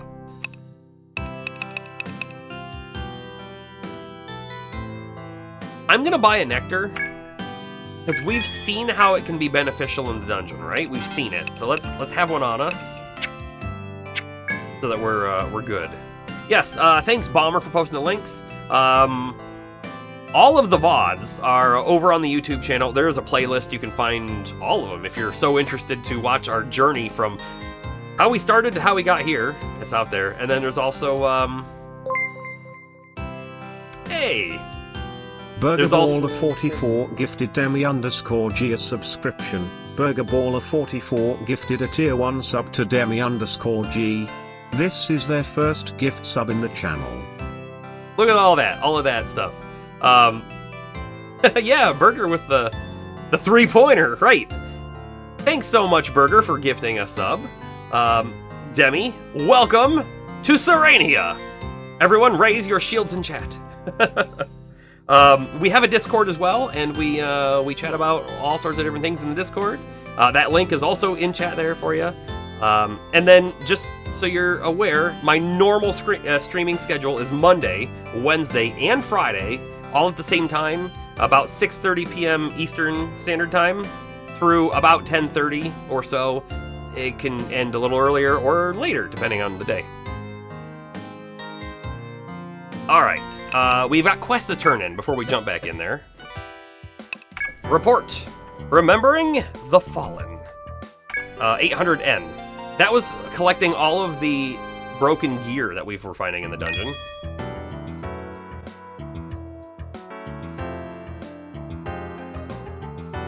I don't know how that happened. My camera turned off.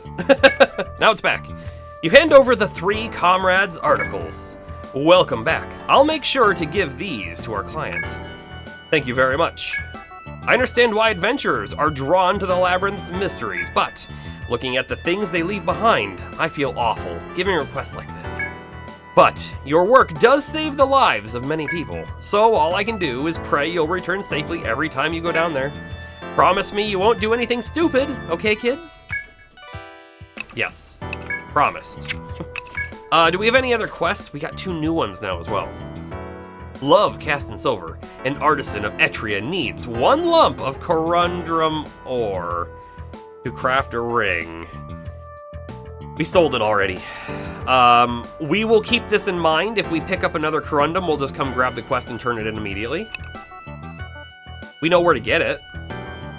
Let's see. Official business. To all adventurers from the Radha Hall, deal with the abnormal plants blocking the corridors through the 10th floor. Reward a bardiche.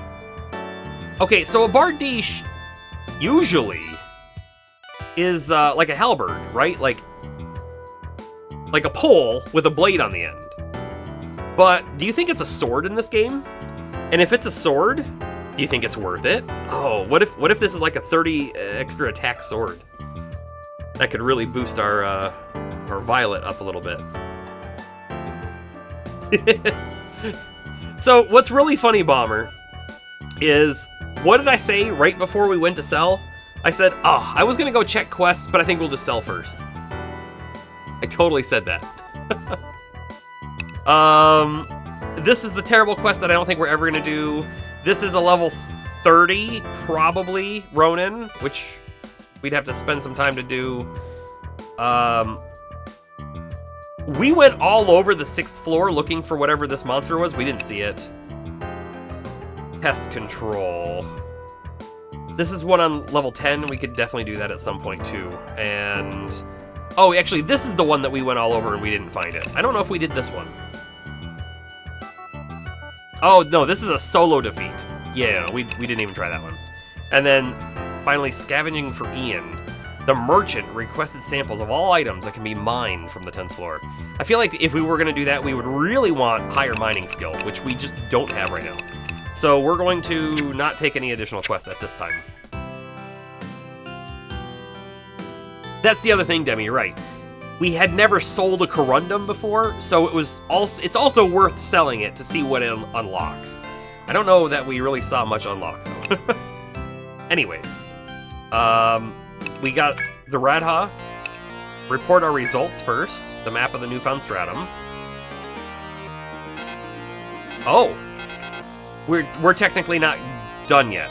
I thought it popped up quite a long time ago and said, hey, you should go turn it in. Okay, that's fine. We know there's a boss coming up, like right now. So there's a little bit of map right there, and there's a map behind the other ant section we passed up. the madworm, the guard ant, the tree frog, the death ant, the hex frog, the blood ant, the servant, the shelter. We take a quick peek at all of these, which we've become pretty intimately familiar with over the past couple hours. Servant and blood ant. Alright, and then the shelter. Man, these things though, these are dangerous, shelters. Okay. Report the items: steel bone, gum throat, bone shard, elastic, glass eye, crab leg, ant honey, rock coral, corundum. Sure. Just want to get the new off of it.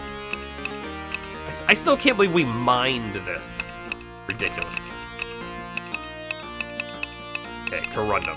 And that should be everything. Perfect. Perfect. No new mission to accept because we're still mapping. Let's heal up and go back in. I'm just gonna nap. I don't know why, but I am. Gonna be a lurking bomber, alright. Yeah, catch that VOD. Darth, did you ever tell me about the catch every legend thing in the Indigo Disc? Nope, you have not. You've not said anything about that. Is it every new legend added by the Indigo Disc? Or is it all the legends that were previously available and some of the new ones? Okay, we have some significant shortcuts crafted now. Oh, and I'm already sort of forgetting what they were. Turns out.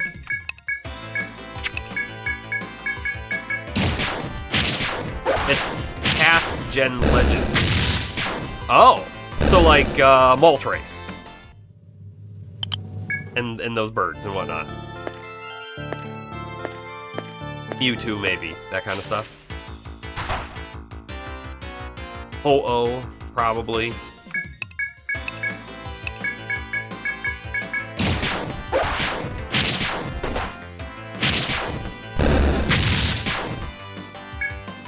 Auto attack. Alright, so we go down the floor, the normal set of stairs, we go all the way to the top here, and that's gonna be our shortcut. There we go. Perfect. Oh, and by the way, we know that there's another quick escape right here. Okay. I hope we're ready for the giant ant that's about to come. Let's do a quick save here, I guess. It's either going to go all right, or we're going to get demolished. We'll find out. Yeah, so after you clear the story of Indigo Disc, you get the option to search for them in Paldea, if you have the special items in your inventory. How many did they add? Like, what's the count on that? Oh, look at this. Look at how many ants are on the side.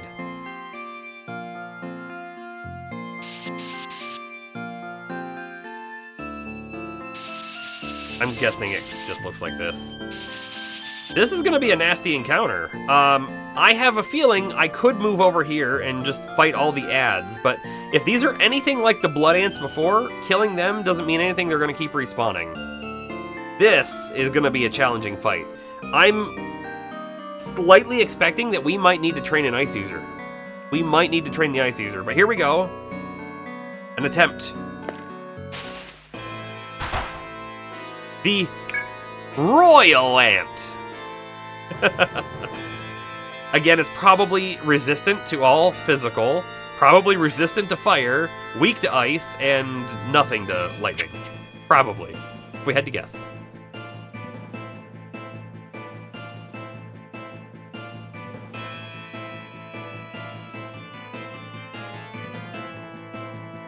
There's a total of the 25 past legends. Okay.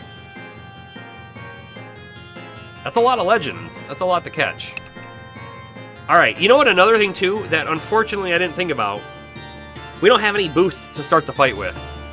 So it's gonna take a little longer. It means those ants are probably, almost certainly gonna get to us. We Cleaver, we Provoke. Astro's gonna start off with Bravery and not Shelter, because I wanna make sure Palmer doesn't lose Shelter. We're gonna do a normal Flame to start it off with. Bravery into Shelter, and then if we do anything else to Palmer, he'll lose Bravery and not Shelter. That's That's the goal.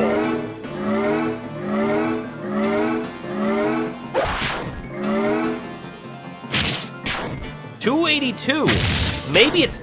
And 110 from the fire. Maybe it's actually not resistant to our stuff. That was a lot of weird AoE that hit there, though. Not a fan of that. Alright, so we got the provoke up, right? We did. Oh, I could parry. I'm not gonna parry. Let's leave it as it is for the moment. We're gonna do a flame, though. You gotta cure yourself, Merc. And then... Astro, please don't die. Please don't die, Astro. We'll get Shelter up. There's a little bit more defense. Here we go. 90 damage to Palmer, that's fine. 295 from Violet. Violet's doing some good damage here. Those Blood Ants are on us after this turn. Boy, now we have the next question. Okay, so when the Blood Ants hit, do we try to take them down, or do we just focus the Royal Ant? And I have to tell you, I think we focus the Royal Ant and ignore the Blood Ants. And the reason why I say that is because our past experience with Blood Ants is that they just keep respawning. So if they keep respawning and then we have to fight them again every 3 turns, it's not worth it, right? We're gonna start doing Inferno on Cerulean probably as well, but we'll get there. We'll get there. Alright, I say we throw a shock on someone. Violet's doing cleave and doing good damage, so let's not put it on Violet. Palmer's mostly gonna be parrying. We could put it on Merc, but he's probably gonna be curing every other, so Astro gets it. And then we'll do, hopefully, good damage after this turn.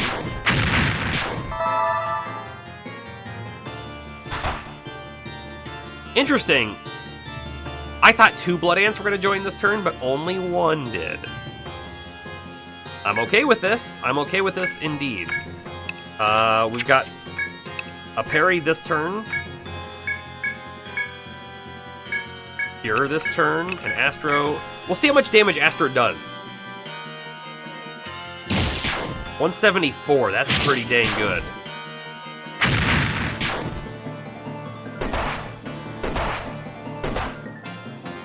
So that hammer attack, it hits 3 of our guys, and it doesn't, like, aim it at Palmer, which is really not cool. Merc really, really needs Salve 2, right? We're, like, 1 level away from that, if I'm not mistaken. The Royal Ant's HP is going down, though. We're chunking it. Got Blood Ant, Death Ant, Blood Ant. Okay. You need to re-up Provoke. Because even if the other thing is going to be able to hit our, do some splash damage on people, the rest of them are going to attack Palmer. We can Inferno, however, and start doing a little bit of extra damage. Here, too, on Cerulean. Here we go. Ah, we get speed down, and it takes forever.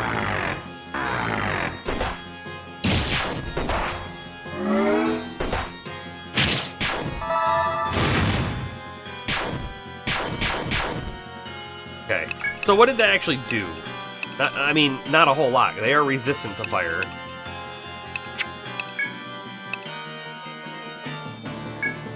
If I was really concerned about taking them out, I could Tornado this one right now. We would still hit the Royal Ant, but we do a lot less damage. My guess is we're doing 270 with the cleave? If I did a Tornado on this guy, we would probably hit the Royal Ant for 120, if I had to guess. Reminds you of the Omni Boost in Pokemon. They still haven't fixed. What is the Omni Boost? Parry. The other thing Palmer could do is he could cure himself.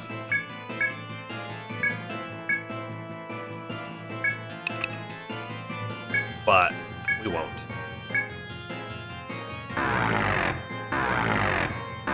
Hey, you know what though? If they want to do this speed down, that's fine. It doesn't actually hurt us. So... Oof. Oof. Okay.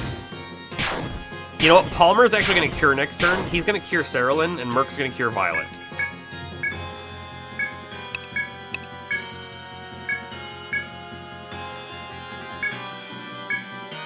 You know what? Hold up.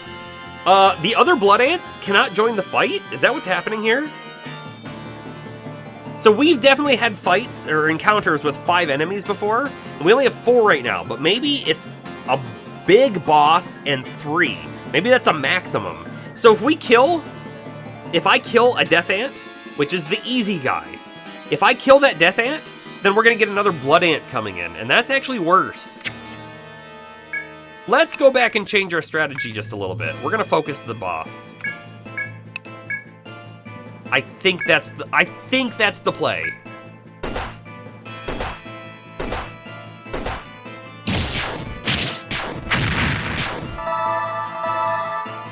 I think. Like, this boss is almost dead. I think we're gonna get it. I'm optimistic. How about that?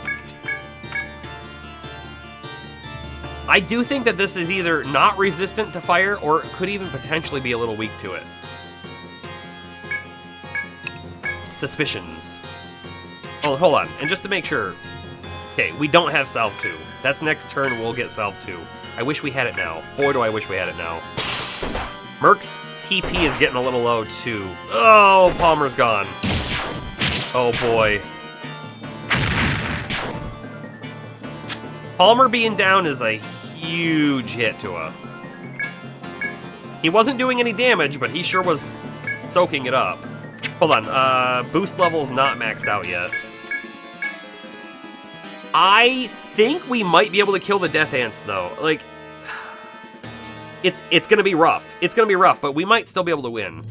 Merc could revive Palmer this turn, but then Merc is down to almost no TP left. Then again, we only have 1 Cure 2 left anyways. Ooh. Let's revive him. I want to get Peace Ballad up. I really do, but we need to deal the damage first. Before everyone dies. Where are we at? I think we have this. Palmer. Cure. Violet. Merc's not going to cure. Merc is going to keep 10 TP for another raise. That's what's happening. So he's just going to defend this turn. Or maybe we use an item. Aha! We have items. Items that we never use. Astro attack. Palmer's dead. Violet's dead. Merc is dead. Astro missed.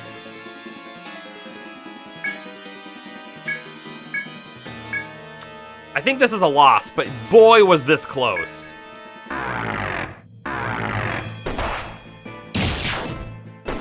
It was so close.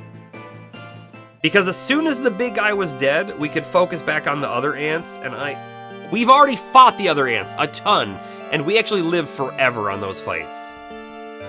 Maybe 2 more levels? I don't even think we need 2 more levels. I think 1 level on Merc to get Salve 2 for the AoE heal would probably make a pretty big difference. And then I think if we came in, I'm kind of wondering if we even need the ice, you know what I mean?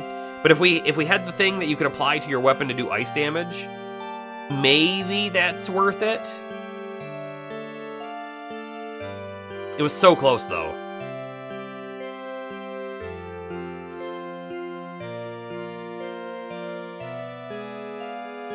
I even think that we could probably win without leveling up if we just get maybe lucky, or if we change our strategy up slightly. I mean, maybe we should focus the ants. Maybe the ad ants, the blood ants, maybe they don't respawn. If they don't respawn and we just took them all out, we'd be getting hit by a lot of enemies up front, but then all of a sudden it would just be 1 enemy. I don't know. I don't know. What I do know is we game overed. We're going to save our map exploration data. I think this is where we're going to call it for the night. That's a fantastic spot to end it here. We need to remember, by the way, I don't know if I put a note here. Actually, you know what? We're gonna hit continue. The thing that I was gonna say we need to remember to do is we need to remember to do a hard save. But let's just go do the hard save now before we end. Hold on, can I just escape? I don't want to fight this thing. Okay, that was a terrible idea. Oh no, we got it. I know it's a waste of an Ariadne thread, but we're just gonna use this. So here we are. We save. We save. That's a good spot to end it. We'll pick back up. We need to remember to buy a new Ariadne thread. We'll go back in. We'll explore a little bit of that other section and hopefully get Merc his level, and then we'll fight it again. That's the next Etrian Odyssey stream. So, good night, everyone. Good night, Darth. Good night, James. Demi, if you're still there. Bomber, if you're still there. Burger, if you're still there. And anyone else who may be there lurking or what have you. Thanks for the links again, James. And prepare for Wednesday. We're going to do probably Monster Hunter. Probably. Not set in stone, probably. Anyways, this is Merc's Reign signing off. Have a great night, everyone.